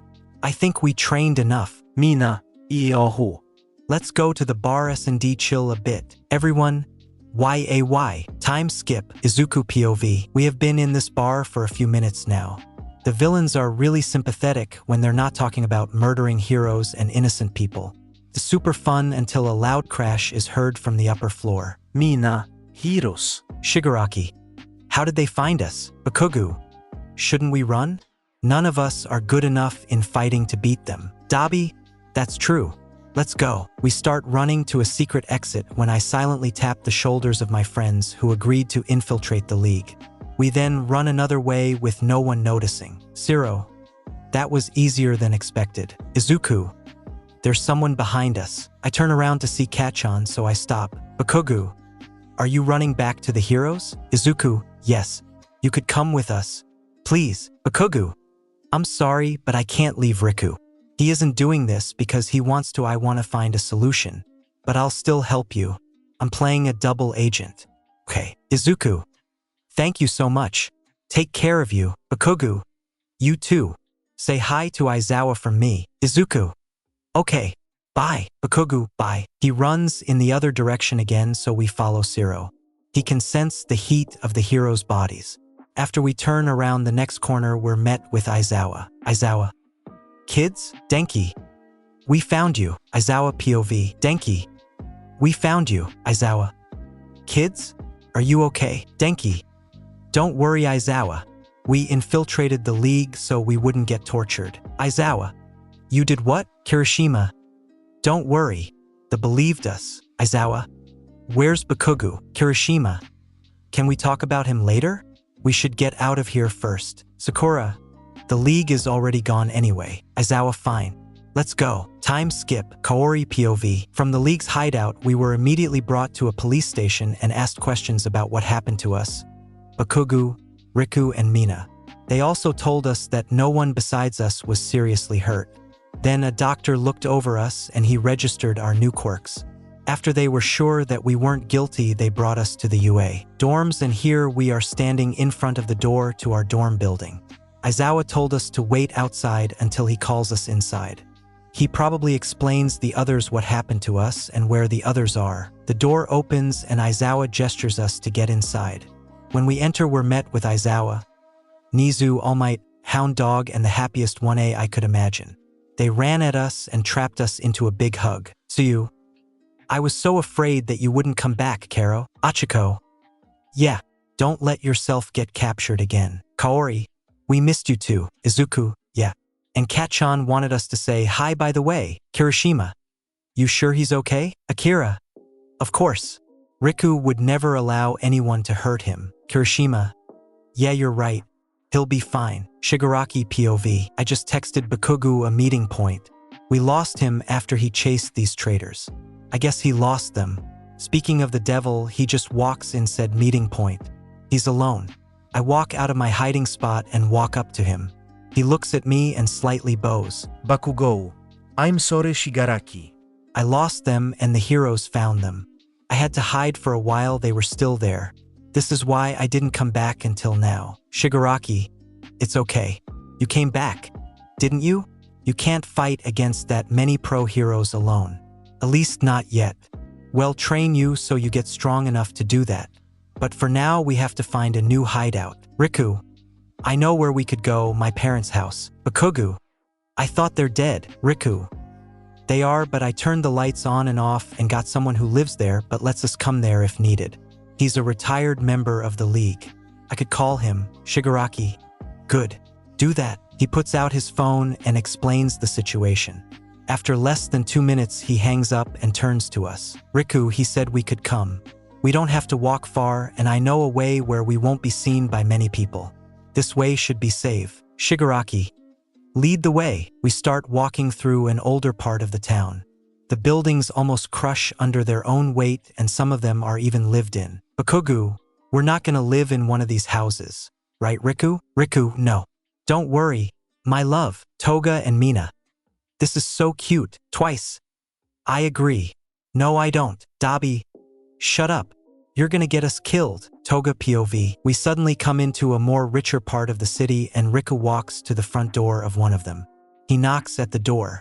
After a few seconds, a white-haired man with a neck tattoo opens the door. He doesn't look too old though, like an adult but not old. Riku. Hello, sir. Thank you for letting us in. Akio, sure thing, Riku. It's still your house after all. To the others. My name is Akio Hayashi. It's nice to meet you. Please come in. Damn. His voice is so calming. He looks like he's good at punching though. We go into the living room and he lets us sit on the huge couch. Akio. Now I'll explain the house rules, the conditions you are allowed to live here, and I'll show you the house. Time skip. He's finished explaining everything and showed us our rooms. We have to get a new identity and work in the small shop Akio owns. Shigaraki's, Twice, and Dabi's scars disappear with the help of time skip. Orochi Bakugu POV. It's been 2 years and a few months since we moved into Rika's house. The ones we were before were announced dead 3 months after Kirishima, Deku, and the others ran away. That was short after we decided to not be villains anymore and I stopped playing a double agent. I just stopped coming to the meetings with the heroes. We feel better as the new people we are now. We aren't villains anymore. Miho, Toga, Saki, Mina, Ryo, Riku, and I got into college. I'm becoming a support hero. After we were announced dead, I came back to UA with fake papers as an exchange student. Tenko, Shigaraki, Tuya, Dabi, and Koigo, Twice, are now leading the shop with Akio. They are mostly doing paperwork. In the nighttime, we all work as vigilantes. We use our old connections to the villains to get information on other villains. We are kinda contract killers. This is the only way we can live out our craziness. Miho, for example, can barely keep herself from killing in the daytime. Today's a day like all the others. We're in the shop. Saki is the cashier. Miho is helping an old woman to get her stuff together, and me and Riku are putting stuff that was just delivered in the shelves. Suddenly, I feel a tap on my shoulder, so I turn around. This is Denki. What am I supposed to do? Don't act weird. Don't act weird. Denki, could you help me for a second? I'm searching cornflakes. Orochi. It's in the shelf on the other side of the shop. Denki. Huh? But I already searched there. Orochi. Fine. I'll show it to you. Ryo. I'll be right back. Ryo. Okay. I lead him to the shelf and he immediately grabs 3 cornflake boxes. Orochi. Isn't that a bit much? Denki. Nope. I'm living with some friends, so we need lots of cornflakes. Orochi. That makes sense. What I wanted to ask. Aren't you a pro hero? Carjbolt, I think. Denki. Yes, that's me. You know me? No one knows me. That's so cool.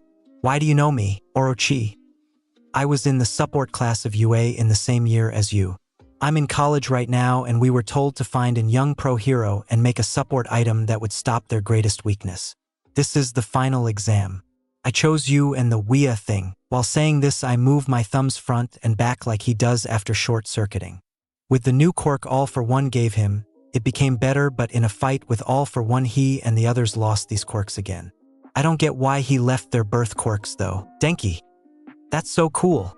Did you already make it? Orochi, I have a prototype. Denki. I could help you out. You can test it on me. Please, Orochi. That would be great. I'm done here at 5 p.m. If you could come back here, then I could take you home with me and then I could explain it and you could use it in your next patrol. Denki. That's great. I have to do my patrols in the evening today, so I could use it on the same day. Orochi, that sounds good. This should be enough time for me to explain it. Denki. That sounds cool. Thanks. We should exchange phone numbers now? Maybe I forget it. Then you could call me. Orochi, good. I'll do that. We exchange numbers. I name myself Orochi Robot Face Man Technologist Medium Dark Skin Tone in his phone, and he names himself Denki High Voltage Superhero Medium Light Skin Tone. Denki, I think I need to get going. I'll see you later. Orochi, bye. He pays and leaves, so I go back to what I was doing before. Ryo looks at me kinda mad. Is he jealous? Riku POV. Ryo. Who was that? Orochi, he was friends with Bakugu. He looks sad. I forgot that he had to leave his friends and family too. I mostly turned my sadness into rage. I think I even hit him. I love him so much, but I couldn't control myself. He didn't seem to be mad though. After time, my rage slowly faded. I don't think that Orochi ever showed his sadness or anger about the situation. I wonder if he thinks that he needs to be strong or if he just got over it. Anyway, he's very impressive. Time skip. Denki POV. It's finally time. I'm gonna hang out with Orochi, the guy who's working in the shop. He promised me a cool new support item. He said that we would meet at the shop, so I went there where all the workers, including Orochi, are already waiting. Orochi. Hey Denki. Denki. Orochi. You don't mind when they walk with us? Do you? We're living in the same house. Denki. I don't care. Hi to you too. Everyone, hello? Orochi. Let's just go. Time skip. We finally arrived. It was a bit quiet while walking until the two girls started talking with me. They are so cool. One of them, Saki, seems kind of familiar, but I don't know where I should know her. I asked her, but she didn't know either. Orochi unlocks the door and lets us all enter. Orochi. We're here and we have a guest, so be nice. His name is Denki Kaminari. He's a pro hero. Denki. Is it always like this? Saki. Yeah. Akio. Hello kids. And hello to our guest too, of course. I'm Akio Hayashi. I own this house. Denki. Nice to meet you, sir. Tuya. Don't worry. He is a really nice person. Tenko. As long as you're nice to him and us. Orochi. Don't scare him away. Let's go, Denki. Akio. Have fun. Dinner will be ready in 20 minutes. Orochi, okay. Denki. You're my new best friend. And no, you don't have a choice. Orochi, okay. We enter a room which is full of support items and building machines. Orochi then goes to a corner, gets a box, and gives me what's in it. It's a beautiful lighting bracelet. This is the prototype. Just put it on and short circuit. Then it should activate. He gets behind a glass wall and shows me his thumbs up. I activate and do short circuit. Different than most people think, I'm fully conscious in this state. I just can't control my body. It needs around 10 seconds until the bracelet sends an electrical shock into my body and my brain gets fixed again. Denki. That's so cool, bro. Orochi. It worked. Denki. How does it work? Orochi, it has a battery-like thing in it. It charges with the electricity you produce and the shocks you with it when you stop using your quirk. It'll also activate on a small level of electricity you use, even if you don't short circuit, but the shocks aren't that strong then, so it shouldn't hurt. Denki. Can I try that? Orochi, sure. I sent a small shock through my body and the bracelet shocks back. Feels more like a tickle though. I smile brightly at my new friend. Denki. Thank you, Orochi. You're the best. Akio. Dinner is ready. Everyone. Coming. Time skip. Saki POV. It was a nice dinner. Denki is just as nice as I remember him. He talked about the pro heroes he's living with. They are the old Deku squad and basically half of the former 1A. They seem not to have changed at all. Kirishima and Aizu are married since they graduated. They just went on a trip for a couple of days and came back with diamond rings on their fingers. Denki. Hey guys? Saki. What's wrong? Denki. Do I know you? I mean, you said no, and I don't know why you feel so familiar, but I'm sure I know you. Everyone looks at Akio. He nods and uses his quirk on us to reveal our old faces. Tuya. Before you jump up because we're villains, we aren't anymore. Orochi. I'm sorry for lying to you, but this is a rule we weren't supposed to break. Denki. I'm not mad. I'm just sad. I know we thought you guys were dead, but now you aren't. I understand you. Haunted villains can't just live on like normal people. Why didn't you tell us before? Saki. We didn't know how you would have reacted. Miho. Yeah, you're pro heroes. One wrong move and we'd be dead. Denki. Then let's keep this secret for ourselves. I don't think they could take it. Orochi. Thank you. You're the best. Saki. Hey Denki, can you take us with you sometime? Denki. Yeah, sure. This'll be so much fun. Tenko. He's so innocent. Miho. So adorable. Time skip. Kirishima POV. Denki had dinner with a friend. At least that's what he said. He just came back and put on his hero costume.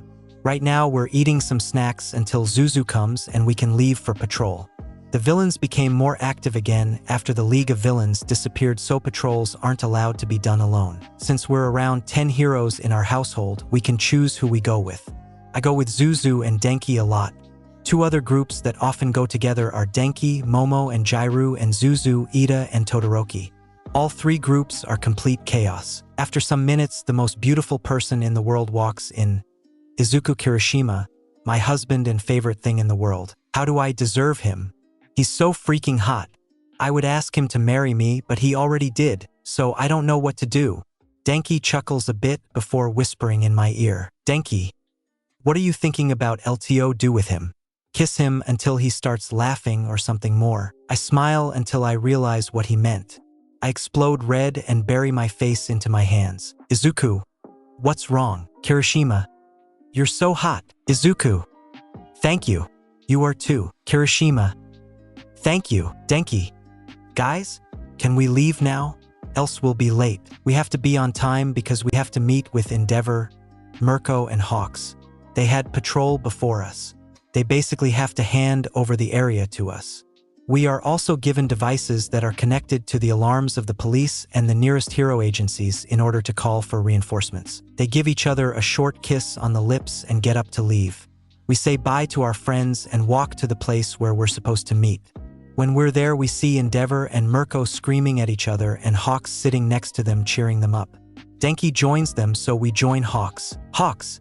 Hey guys, what's going on? Kirishima. There's nothing special. Izuku. Yes, there is. Denki found a friend. Hawks. A friend?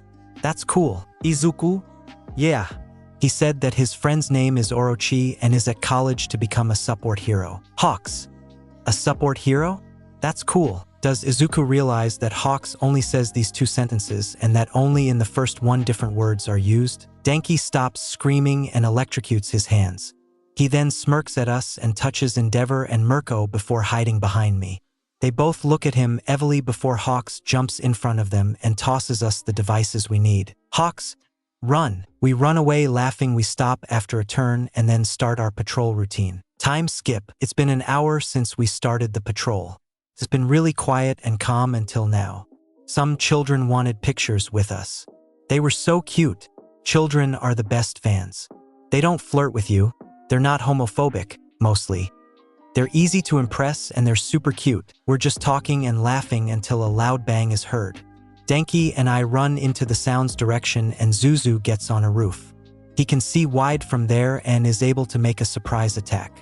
When we arrive, we see one of the current most dangerous villains in Japan. His quirk allows him to create simple illusions which confuse. This gives him enough time to attack. He may look and act hilarious, but he's a serial killer and very dangerous.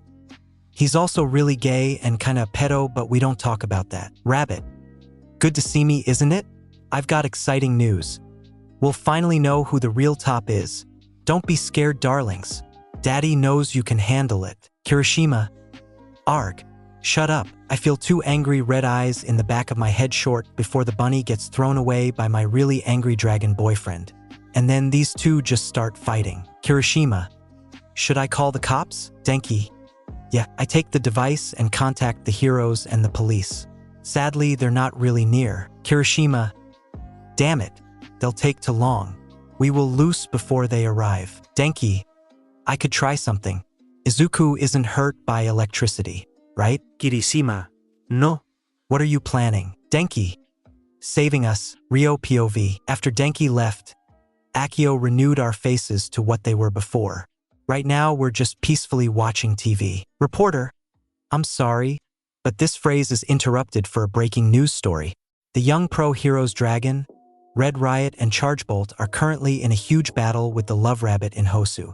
If you're from that district, please stay in your houses and close AMD lock all doors and windows. Thank you for your understanding. We will now show you live videos from the fight's location. Saki. Oh no. Orochi, are you okay? I look over to him. He buries his nails into the palms of his hands and shakes a bit. I hug him for comfort, but instead of hugging back, he starts crying and shaking more. I can also hear his breath getting uneven and faster. It's almost like he can't breathe. Orochi. I can't lose him. I just found him again. I can't lose him. Ryo. He's having a panic attack. What am I supposed to do? Tenko. Kiss him. On the lips. Ryo. What? Tenko, that helps. Do it. Instead of questioning it any further, I just do it. I kiss him on lips lovingly but pull away a bit quicker than I would normally since I remember that he couldn't breathe just before. When I pull away, he takes deep and calm breaths and leans into my chest but keeps crying. Orochi. Thank you for helping. Sorry for being a bother. Ryo, you're not a bother. Miho. Yeah, you do even more in our work than Ryo does, which is definitely more than anyone in our little group. Tuya, yeah, they're both right. You have to excuse me for a sec. I'll go upstairs, get Akio and tell him what happened. You guys, watch the fight and tell me how cool they were when I come back. Everyone. Okay, Orochi POV. We watch them fight on TV. Rio sat me into his lap and holds me so I feel safe. I don't want to have another panic attack. Miho holds Saki, who is also quite stressed. I hope my support item works. Rio, it will work, don't worry. Orochi. I said that out loud? Rio, you've been mumbling for the last 2 minutes. Orochi, oh, sorry. Tuya. Stop saying sorry all the time. Orochi, sorry. Tuya. I should give him up. Rio. Don't you dare. Akio. Look at the TV to not miss anything. Rio and Tuya, yes sir. We keep watching Deku fight until Denki runs at the villain while Deku runs away. He and Kirishima hide behind a wall while Denki activates his quirk on full power, and when he deactivates it, he's in Wii mode for 2 seconds until my support item activates and he goes back to normal. Orochi. IT worked. It was a success. Akio, good job Orochi. I think you just saved hundreds of lives. Rio, see? Now you can still be a hero. Orochi, yeah. Then the police arrives, arrest the villain and thank the heroes. Not long later the press comes too. They immediately run at Denki and ask him questions. Reporter, hello Chargebolt. Congratulations to defeating the villain, but I have a question. How did you stop the effect your quirk normally has on you? Denki, I didn't. I got a support item from a friend of mine. His name is Orochi Higashi. He is at a college and studies to become a support hero. If you're seeing this, Orochi, you're my hero and I bet I'm not the only one you saved today. Thank you for your help. I then burst out into tears, which makes everyone in the room laugh. Rio ruffles my hair so I calm down again while they ask more about me. Then my phone buzzes. My professor calls me. I go out of the room and pick up. Orochi. Hello, sensei. What can I do for you? Prof. Hello, Higashi.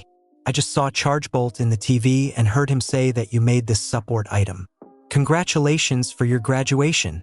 Also his agency, which he shares with some other pros including Deku and Red Riot, called and asked if you wanted to work with them and become part of their agency. This would be a well-paid job and you'd work with heroes who are your age. What do you think? Do you accept the offer? Orochi, yes of course. Prof, good. I will notify them of your answer. I was told Chargebolt would be in touch with you later. Also, please pick up your license tomorrow at 10 a.m. Orochi, thank you sensei. I'll see you then. I hang up and go back to the others. I then let myself fall onto the couch while still smiling. Rayo, wo? What happened to you? Orochi. I just graduated college and I got a job in Chargebolt's agency. I'll get my license tomorrow. Everyone, graduation Orochi. Akio, good job Orochi. You definitely deserve it. Orochi. Thank you. Time skip. Denki POV. I'm currently waiting in front of Orochi's door for him to come out. We have been working together since 2 months now. The heroes from the former 1A also know that he's actually Bakugu, but we still call him Orochi since he feels more comfortable with it. He has been helping us a lot and he has been cooking for us a lot. He is a great friend and a great hero.